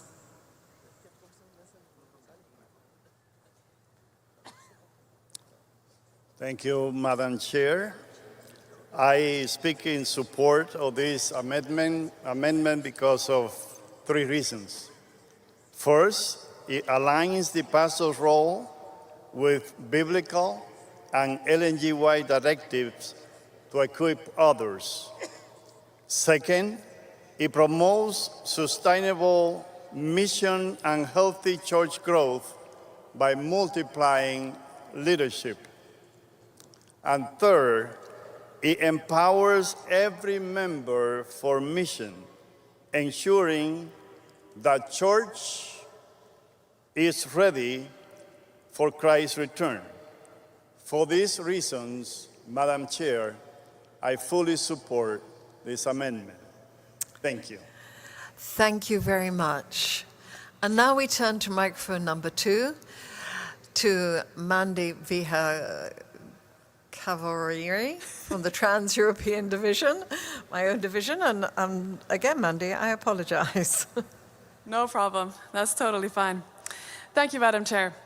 Firstly, I want to thank you for emphasizing the important role of pastors to train and equip the church in doing the Lord's work. But I do think that an essential part is missing, which is helping those in need and who are disadvantaged in our society. Jesus spent most of his time helping those who needed it the most, healing the sick, helping the poor, and being with those who are rejected in their society. Why would we then not mention helping those in need as a pastor's responsibility? One could argue that ADRA is fulfilling this mission. Still, I think that pastors should be an example and teach their members to support ADRA either by financial means or participating in their mission. Alternatively, pastors and church members can directly help those in need. Jesus himself advised us in Matthew 25, verse 40, that whatever you did for one of the least of these brothers and sisters of mine, you did for me. To conclude, I insist that we add to the first paragraph, after the list mentioned in line 24 and 25 of the pastor's responsibilities, that pastors should be an example and encourage the church to help those in need and who are disadvantaged. I motion to refer this item back to the committee. Thank you.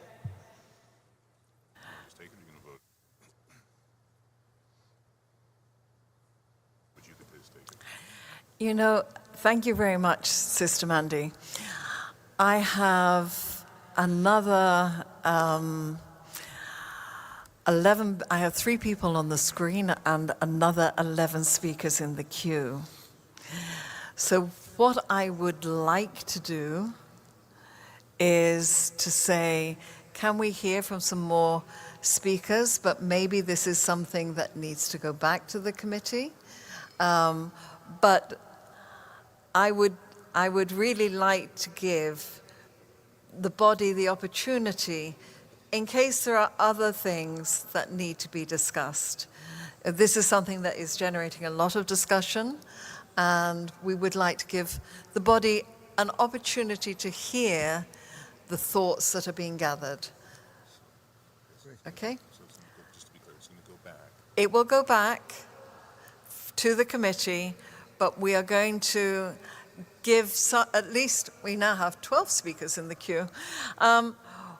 We will give some more time for people to actually express opinions. So just so that we're clear, we will not vote on this today, and at the appropriate time, and you will be advised of that well in advance, it will go back to the committee, but also Elder Gerson is making notes of the comments that are being made. So, with that in mind, thank you very much, Sister Mandy. We go to microphone 11, Adeline Kostacci from the Belgium Union Conference in EUD. Thank you, Madam Chair. I'm speaking in favor of this section, but I have 2 concerns. First is that this will mean a lot of work for our elders. And we should keep in mind that our elders are working for the church voluntarily. So even if it's a good spirit, and I think it's a good direction, it needs to be accompanied of a set of guidelines to help us implement this new philosophy into our local church.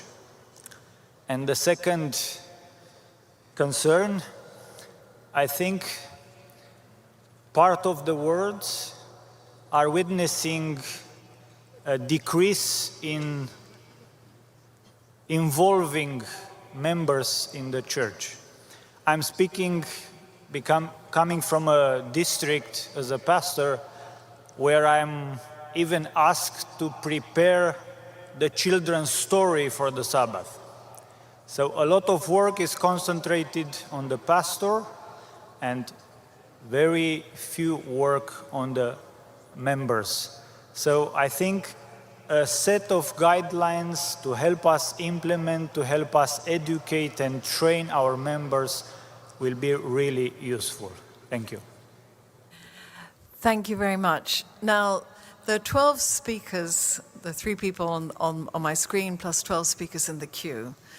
And as this is going back, I am drawing a line. I'm going to exercise my prerogative and say nobody else to scan in on this item. If we spend, although it's a large item, if we spend this amount of time on every item, we will not get through a fraction of our 29 items.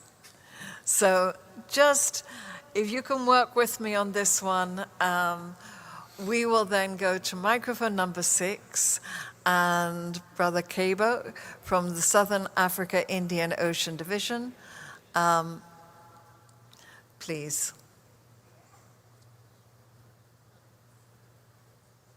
Microphone number 6. Thank you very much, Madam Chair. I speak in favor of this motion because it gives direction to the role of a pastor, and that is very important. This motion, as we see, this item as we see it, it smells and tastes like we are doing a job description of a pastor. And I want to believe that that is in order, and therefore we need just to be clear on a few things. On page 43, line number 26, the line that talks about the pastor being to ordain elders. I was just wondering whether we could be inclusive and cognizant of the fact that we do have pastors who may not be able to ordain pastors, to ordain elders, licensed pastors and commissioned pastors, and therefore maybe we could come up with a language that would be more inclusive so that these licensed and commissioned pastors are also part of that statement. Finally, the item speaks, it has been crafted in masculine form. And we can see that in line 39, we do have there, he is supposed to. I'm not too sure if it was intentional or we could make it inclusive of the other gender, or maybe add a note to show that this he is generic or something. Otherwise, thank you very much, I appreciate. Thank you very much. And we go to microphone number 12, Ruth Andres from the French-Italian-Swiss Conference in EUD. Thank you, Madam Chair. I'm coming to speak about the equipment and training that the elders and other spiritual leaders have to receive from the pastor. I am an elder in my church. It's not easy work to see the pastor to lead with 3 churches. For example, in our church, our pastor has 3 churches. And I see in Ephesians 4:11-13 that there's altogether apostles, prophets, evangelists, pastors, and teachers all together will be working to keeping the saints. Why we have to give all this work only to the pastor? in our Swiss-French conference, we started working as a team with Collonges, and there is a program that has been on place last quarter, so we can get formed with Collonges and at the same time with the conference. And we can think that the pastor can be helped with other organizations and institutions to be able to equip the team and at the same time don't to be charged of this work more than there is already. So I think we can add that there is other ways to help pastors to have a real team with all the tools that they are need for this function. Thank you very much, Sister Ruth. You're now out of time. Thank you. And so we turn to microphone 2 and Bradley Kemp from SPD. Thanks, Madam Chairperson. The amendment, or not the new article starts by saying Seventh-day Adventist ministers bear the God-given responsibility of proclaiming the everlasting gospel. Now, as I read this, it doesn't differentiate between ordained, licensed, interned ministers. So we're talking about the ministry. And I want to refer to a point that was made by an earlier speaker on line 26. And my question goes to the Associate Secretary. I believe that elsewhere in the policy where it talks about who can ordain elders, that this is something that only the ordained pastor can do. So if this is the case, we need to amend this particular item and take out ordained elders if it is to relate to all ministers, so that we have agreement between the two sections in the church manual. So firstly, if you can advise on that part. If your advice is that it's ordained ministers that ordain elders, then we need to amend this particular piece. Elder Santos. Thank you, Madam Chair. I'm really appreciating the comments, and as you said, I'm taking notes. I'm running out of space here, but we will find more pages to write it down. Some excellent suggestions, and since this item is going back to the committee, we're going to have opportunity to review it. So thank you very much for your contribution. Good points. So Madam Chair, we don't want to take an amendment now. You're saying you'll take this back and this item will be brought back to the floor. Is that correct?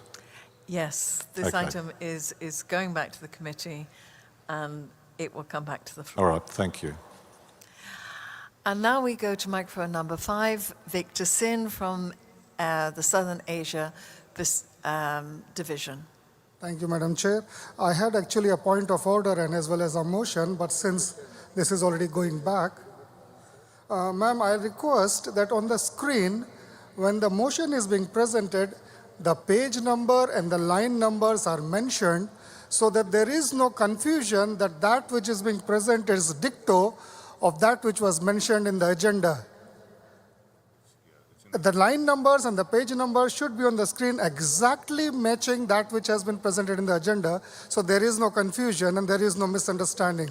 Thank you very much. And now the motion that I wanted to bring... I think you've... Okay, continue. I wanted to refer to, Madam, page number 45. I wish it could be brought on the screen, page number 45, line 26, 27, and 28. While I appreciate the motion to bring in items, I would wanted an amendment that which is being struck off should not be struck off. You see, there is a direct quote from Testimonies to Ministers and Gospel Workers. It's a very straightforward quote, and I understand sometimes we want to water down or tone down our language, and it very clearly says, "Man appointed of God have been chosen to watch with jealous care and with vigilant perseverance that the church may not be overthrown by the evil devices of Satan. but that she shall stand in the world to promote the glory of God among men. I do not see a reason why this should be struck off, madam. It is from a spirit of prophecy, equally inspired. While the amendment is good and fine, striking off is what I request should not be done. Thank you, Madam Chair.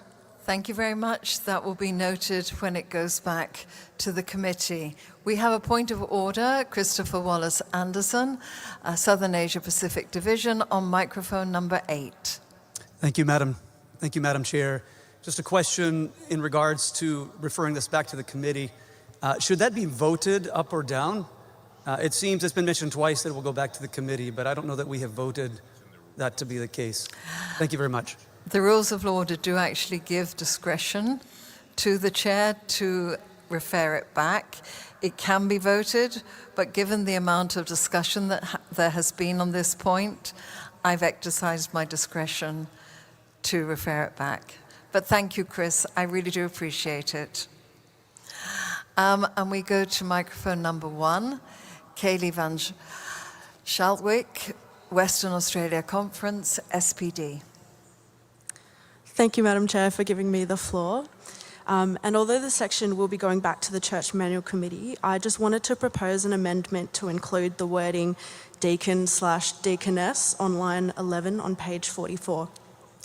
A deaconess's role is equally as important as that of the deacons, and although their role can look different to deacons, they should be afforded the same level of support and development in their service. I believe the omission of the deaconess risks forfeiting the responsibility of ministers to provide appropriate mentoring, encouragement, and education to the deaconesses of the church. Thank you. Thank you very much. That will be taken to the committee. I would just like to remind you that we drew a line under the number of speakers. Some are scanning in and they are being deleted. You will have an opportunity. So we are not trying to limit debate. We are not trying to stop you having input, but we also need to keep this moving. So anyone who has scanned in after the 12 that were on the list, when it is time to go to the Church Manual Committee, and we will announce that time well in advance, please go and make your comments to the committee. So we are trying to give as much room to the body to make comments, to hear each other, but at the same time, we need to keep this moving and we need to move on to some other points. As it said in the training video, that was a very long point. This has been a long point, and we do have another 28 points to get through on the church manual agenda. And so microphone number 2, Natasha Brown-Elaine from the Tobago Conference in IAD. Good morning, and thank you, Madam Chair. I wish to make a quotation before my suggestion for consideration in the amendment of the motion. Reading from Ellen White, Adventist Home. The minister's duty lie around him, nigh and afar off, but his first duty is to his children. To a large degree, the happiness of men and women and the success of the church depend on home influence. A similar quotation can be found in other books such as Mind, Character, and Personality. The proposed suggestion is therefore raised to add at an appropriate place to the motion or after line 32 in an effort to be comprehensive as follows. A minister's duty is all-encompassing and therefore reaches beyond his responsibility to the church. The minister's home is his first mission field. A minister should conduct the affairs of his household with spiritual diligence so that his family circle lives as an example to the believers and non-believers alike. A minister shall also be diligent in efforts to encourage his relatives and neighbors to build a relationship with Christ. Madam Chair, this is a suggestion for amendment to the motion. I thank you. Thank you very much, and the Church Manual Committee will consider that. We now turn to microphone number 1, Laurie William from the Bougainville Mission in SPD. Thank you, Madam Chair. Madam Chair, while I'm in favor of the motion, my comment is around the language on the function and ministry of pastors ordained versus that of minister in particular does not distinguish the role of a pastor, so far as who conducts baptism. It may allow ambiguity for ministers, which includes category of women who are not ordained to conduct baptism. In context, the recent baptism conducted by women ministers at EHM. My intent is not to stir up controversy, rather to ensure clarity in language to preserve the distinguish between the levels of ministries. Thank you. Thank you very much. And on microphone number 8, we have Serafina Sikwata from the East Central Africa Division. Thank you, Madam Chair. My concern will just be around the language also. So, on the roles of the pastoral work, could we not be so prescriptive such that in the language it seems to give an impression that will allow elders to ordain fellow elders, as from the first paragraph where we are describing the roles of the pastoral, we are saying that they can ordain elders. And then now we are saying that we are giving room for them to, let me just read this line 26 on page 43. They are to encourage and exhort the believers, rebuke sinners, ordain elders, uphold the truth, and take a firm stance. So these are the roles of the pastoral ministers, but we are saying that they should constantly be looking for and training those they think could help them in their work. So maybe that language, we could be guided by the parliamentarian if it could allude to the fact that we were allowing elders to also ordain their fellow elders. Thank you. Thank you. That's not the parliamentarian's area. He has many areas, but that's not one of them, but it will be considered when it goes back to the committee. And so we thank you very much, Sister Safina. And on microphone 11, Deborah Thomas-Gilkes from Bermuda Conference, NAD. Thank you, Madam Chair. I draw your attention to, while I accept in principle this particular motion, I have concern on page 43, line 18, and line 21, in which it states that the pastor is responsible for equipping the saints according to their spiritual gifts. And then on line 21, it states that they're responsible for training. I think that that is a tall order for pastors to actually be doing the equipping and the training. Rather, they should be ensuring that their members are equipped and trained. And they do this by ensuring that the necessary resources are available for this to happen. If not, you're calling your pastors and stating that they have the skill sets to do all the training, and there are various areas in which members ought to be trained. You're also calling them to conduct the spiritual gifts inventory for their membership. I think we have to be very mindful of the additional responsibilities that we are calling our pastors to do. So I'm suggesting that we insert the word that they should ensure the equipping, they should ensure the training, but not them actually being responsible for the actual equipping and training. Thank you very much, Sister Deborah. And now we go to microphone number 1, and Sister Ingrid from the Netherlands Union Conference of Churches in the TED.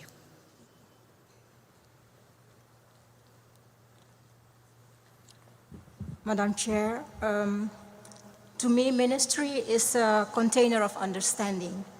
Per 1 Corinthians 12, the whole church is in ministry and has a divine obligation. While I understand that the rationale for uplifting the position of the ordained pastor, they carry a great burden and solemn responsibility. My motion is not, or my suggestion is not to erase the current 2 paragraphs, but to have this amendment broaden this chapter to make ministry an obligation of the whole church to lessen the burden of the pastors. And advise to write 1 Corinthians 12 out and bridge the current passages to the new by mentioning the solemn role of the pastoral ministry. Second, the role of the pastor is obviously not limited to the remuneration in the passages of line 23 to 28. The sentence in line 23 begins with the word "in addition." For more clarity, there can be added "in addition" in the word "pastors are commanded to lead in the work of," and then what comes after that. Since it has been established already that this will go to the committee again, I move that these suggestions will be taken up by the committee for re-evaluation and bring before the body a more balanced text that is rooted in total member involvement. Thank you. Thank you very much, Sister Ingrid. And now microphone number 9, Clinton Wallin.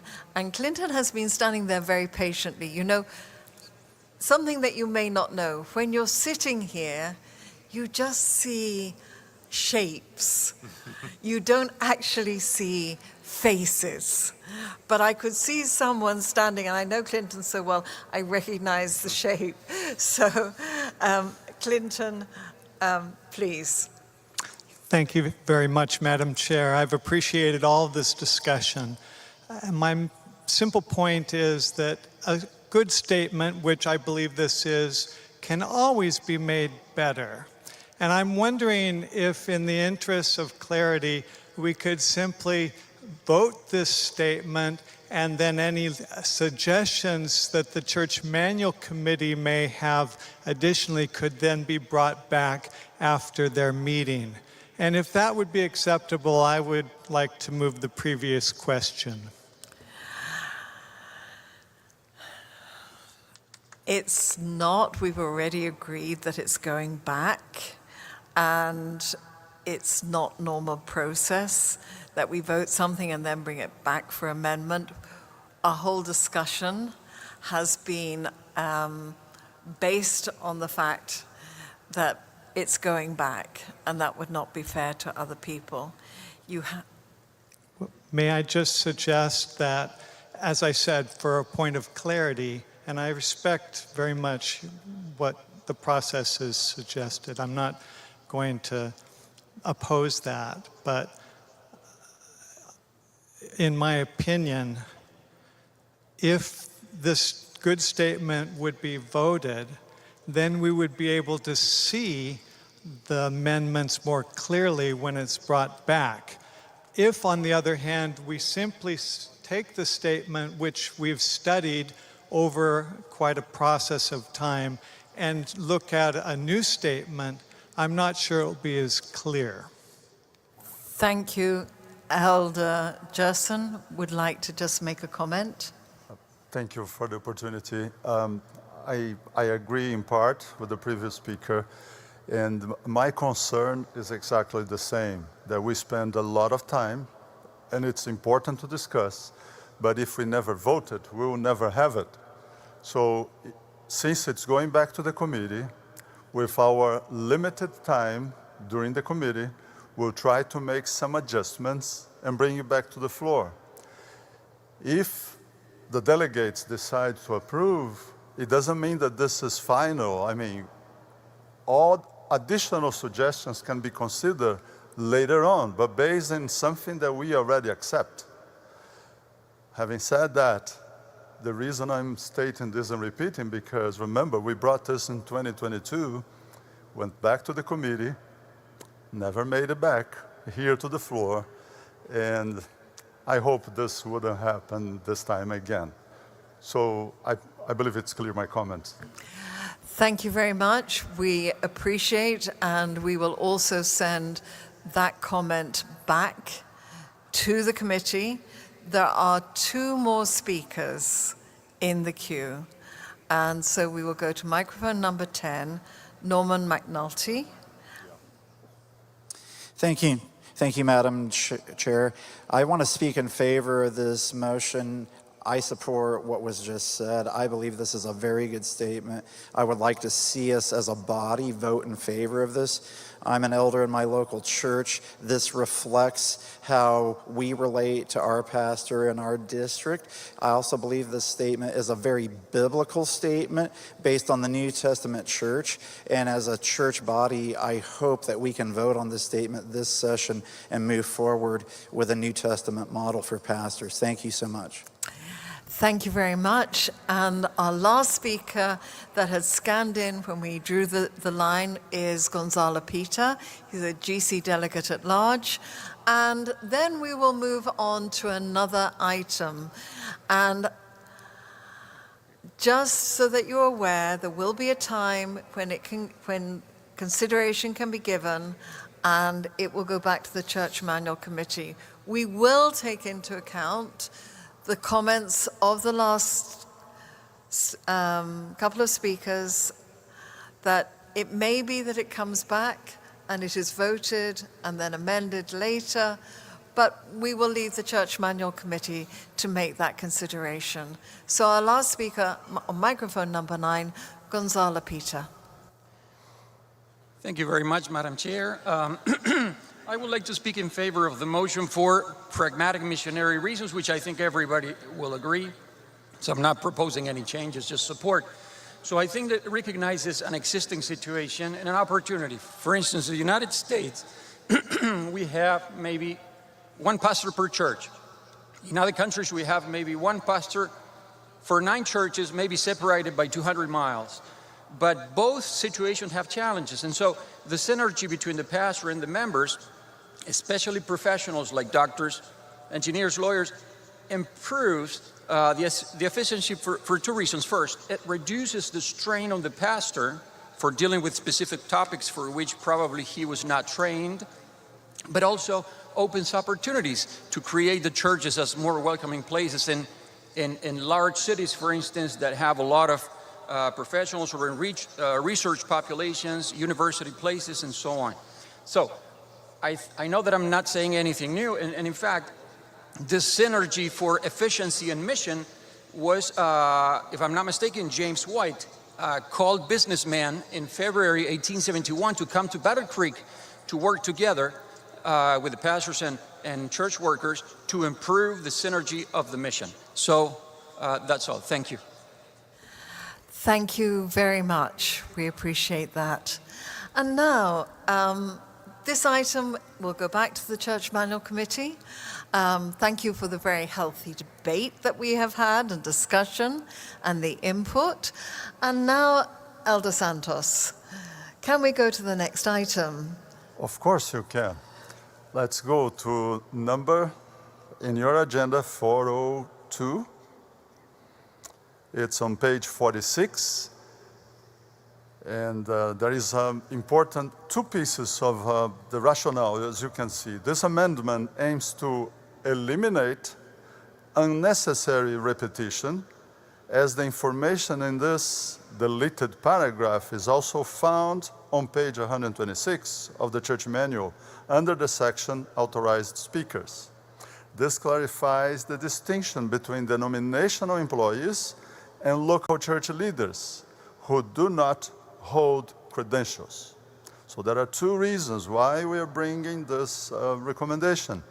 Number 1, because it is already in the Church Manual. We are not changing anything. Number 2, it's not properly located. This paragraph is not on the right place.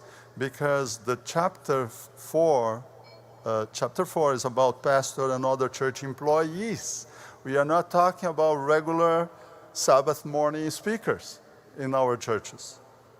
As you know, the large majority of speakers on the pulpit in our churches, they are not church employees.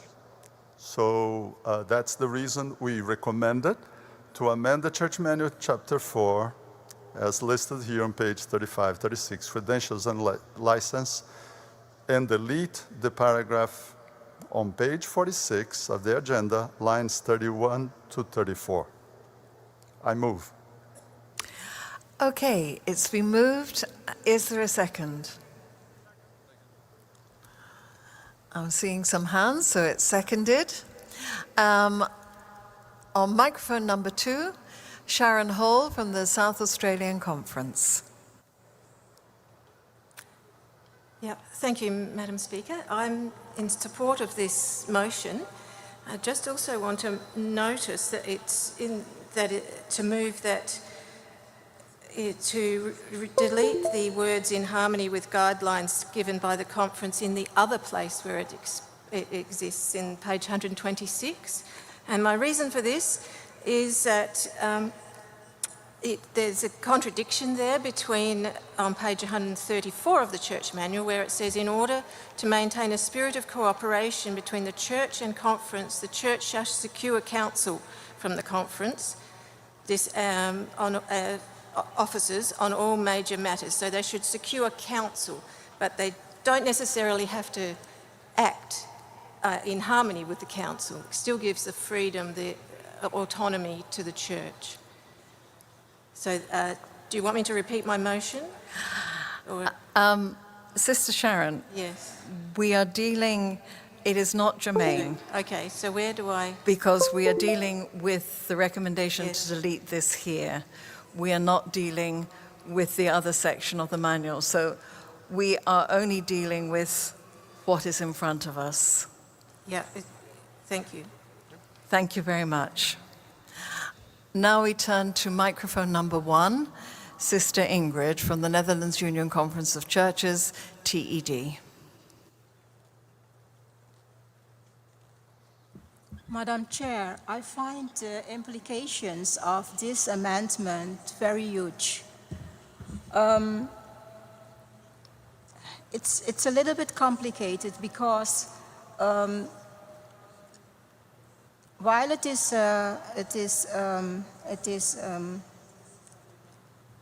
good, I think it's advisable to strike it here because the passage is also on pages 126 and 127. I think the angle of approach in both passages is different, and I would advise not to strike this here, but to add on the other page the following. And I think you will say, well, we are not on that page yet, but the passages are almost the same. I think what is huge in this passage is that the word "in harmony with guidelines" of the conference, it has a big implication, because in harmony is a legal term, and guidelines of the conference that has broad and general application for all the churches in the conference. I think it cannot be unilaterally issued by the conference executive committee alone, but general application mandates that such a guideline be discussed in conference session, because in harmony is a very strong legal term, and churches have the discretionary authority. Thank you, Sister Ingrid. You're out of time. We are just discussing this deletion. We are not discussing anything on pages 126 and 27. Thank you very much. Your point is well taken. And now we go to microphone number 5, Passmore Mulalembo from the Southern Africa India Ocean Division.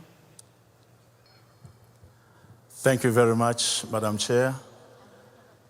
If I hear the presentation of this item, the challenge seemed to be that the placement and not the wording or the intent. Therefore, in my view, probably instead of suggesting to strike, would be to do an editorial to place it where it's supposed to be, because the statement is so clear, it helps us. One of the blessings that we need to make in a church manual is to avoid ambiguity or too much interpretation. And therefore, the statement is very clear, very straightforward. It addresses the intent. Therefore, I suggest that, if possible, we just move it from here to where it's supposed to be, as submitted by the presenter. I thank you. Thank you very much. I just turn to Elder Gerson for clarification. Thank you, Madam Chair. This is very simple, but even though it could be complicated, as if we don't follow the reason we are presenting. As the previous speaker mentioned, we should avoid having duplications. Otherwise, we're going to have a church manual that will look like the working policy with about 900 pages. We don't want to that, because this will be even harder for us to apply in the local church.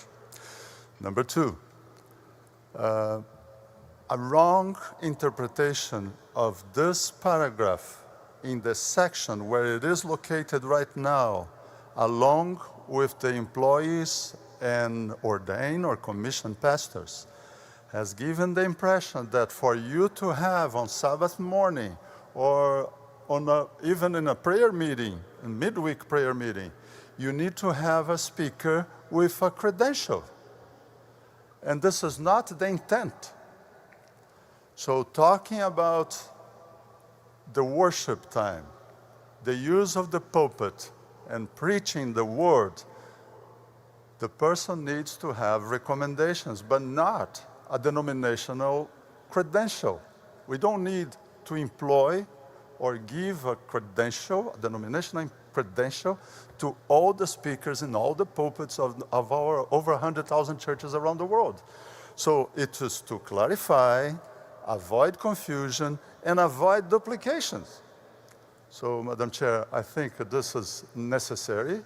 So this is why the Church Manual Committee recommended this action. Thank you very much. We have a point of order, Seth Ruruba, on microphone number 9.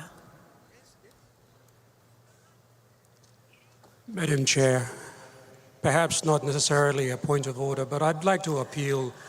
This is a sacred duty that we're here, and I do understand that we are coming towards lunchtime, but let us show respect to the chair. Let us sit through, get this motion sorted out before we can go for lunch. Thank you. Thank you very much. The chair appreciates your support.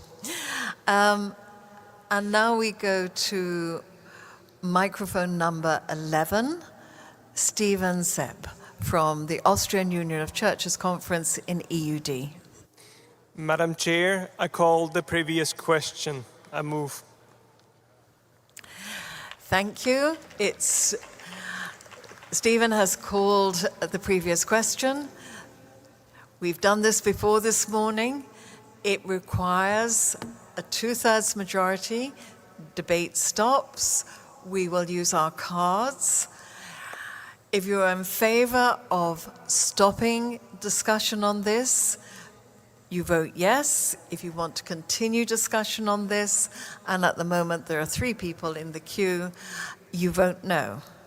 So, we will use our cards. All those in favor of stopping discussion, please show by your upraised cards, and we need 2/3 majority. Thank you. Those opposed?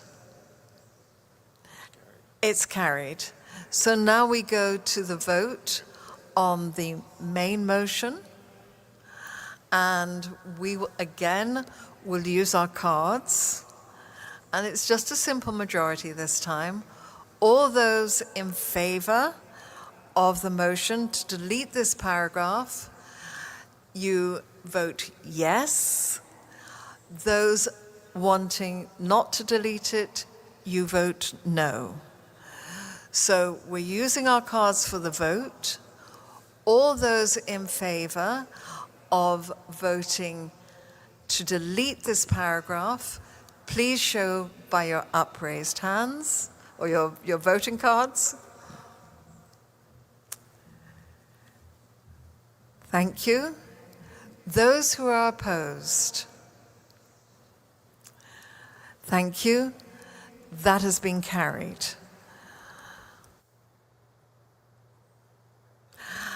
Okay. The good news is that we are just about finished for this morning.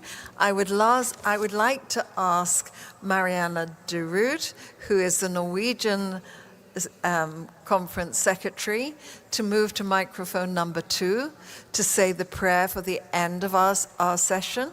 But while she is doing that, I turn to our Secretary, Claude Rishley, after the point of order on microphone number 8. Yes, I would like to reiterate. There's a point of order on microphone number 8. Sorry, Serafina. My sister Serafina on microphone 8. Thank you, Madam Chair. My point of order is just a concern around the meals. Maybe our caterer needs to be talked to because the meals have been below standard, especially yesterday. The rice was uncooked. So just a point of order that our meals need to be improved. Thank you. God bless. Thank you, Sister Serafina. We will pass that on to the appropriate people. Now I turn to Elder Rishley for some announcements, and then we will go to microphone number 2 to Mariana Durud from the Norwegian Union Conference to say our closing prayer. Thank you, Madam Chair. The announcement is that for ladies, please note that tomorrow at the Americas Center Ballroom on the 2nd level, there will be a series of meetings that will start at 9:30 to 11:30, that are organized by the Women's Ministries Department. In the morning, 9:30 to 11:30, and in the afternoon from 2 o'clock to 4 o'clock. And these meetings will go from tomorrow, July 7, until July 10.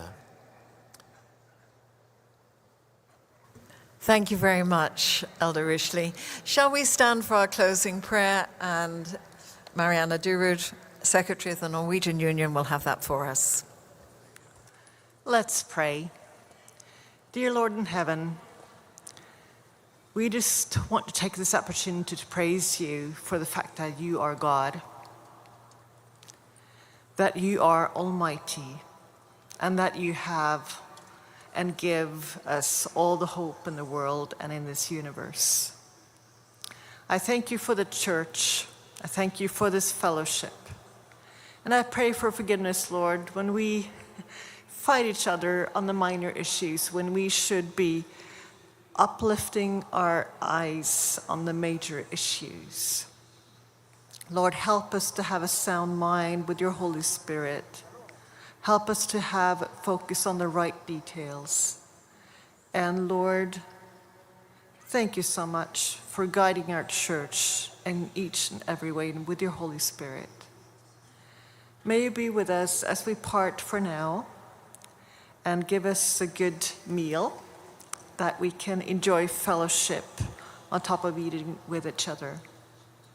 Lord, thank you for being God in this church, for being the one that blesses us with everything. And I pray for your forgiveness when we do take your job description, because you're the only one that has that job description of being God. Lord, thank you for the fact that we can come here together. And I pray that you will just uplift our spirits. Help us to see you above everything. When we think that the church has failed, and we think that we forget where you are, we pray that you will just lift our eyes up. Thank you, Lord, for being there always and bringing our hope towards another world, another new beginning. But in the middle of it all, let's not forget that today is also a beginning and a new opportunity to do good to your glory. In your name, amen.